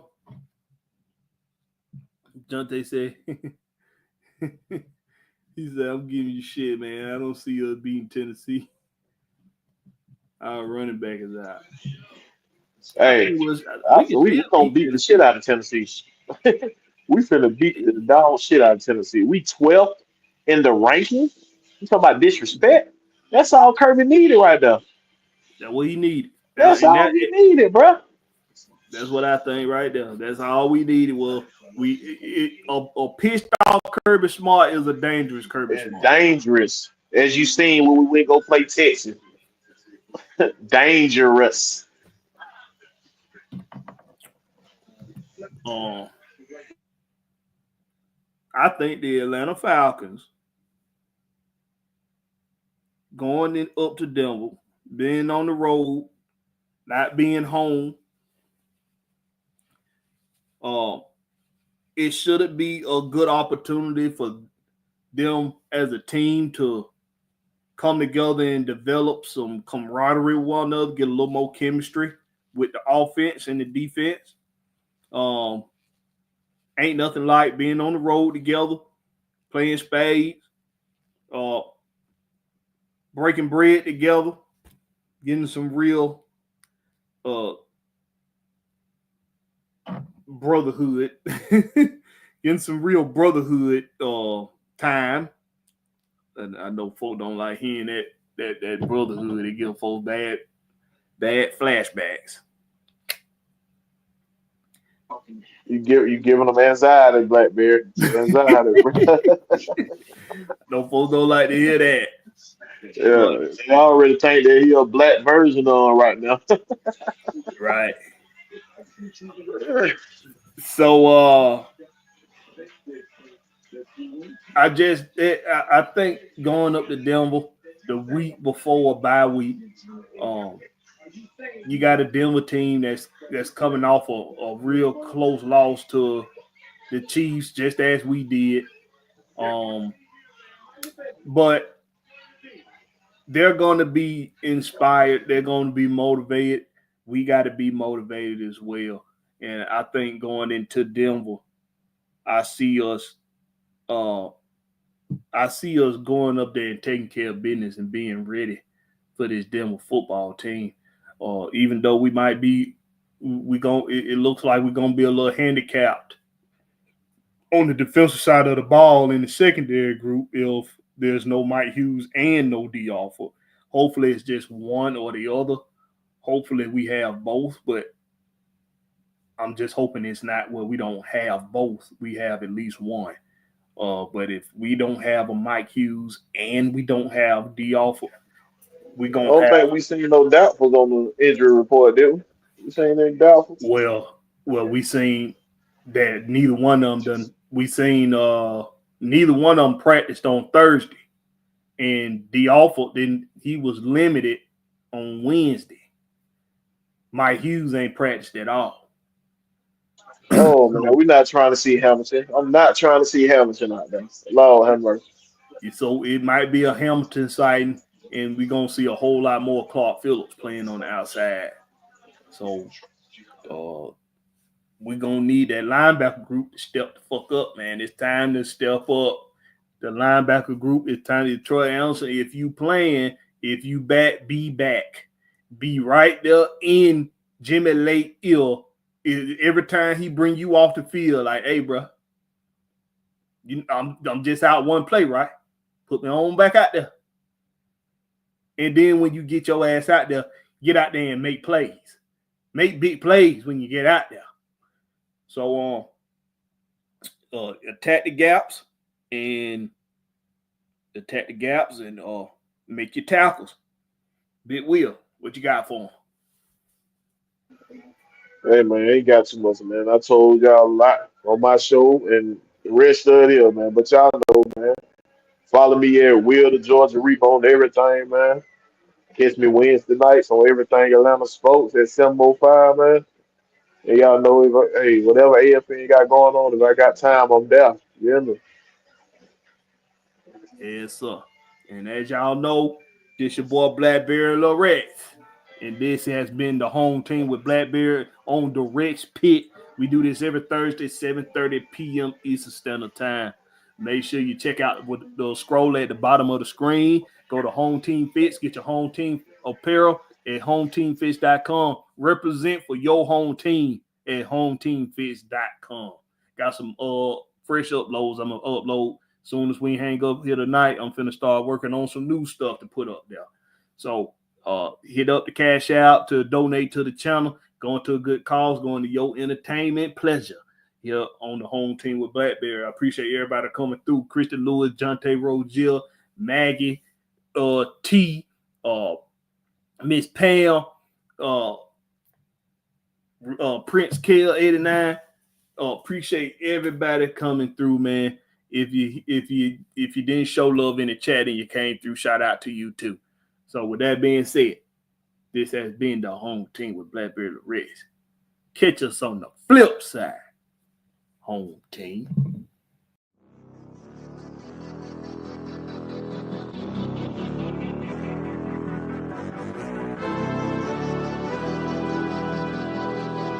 Night ride on the train.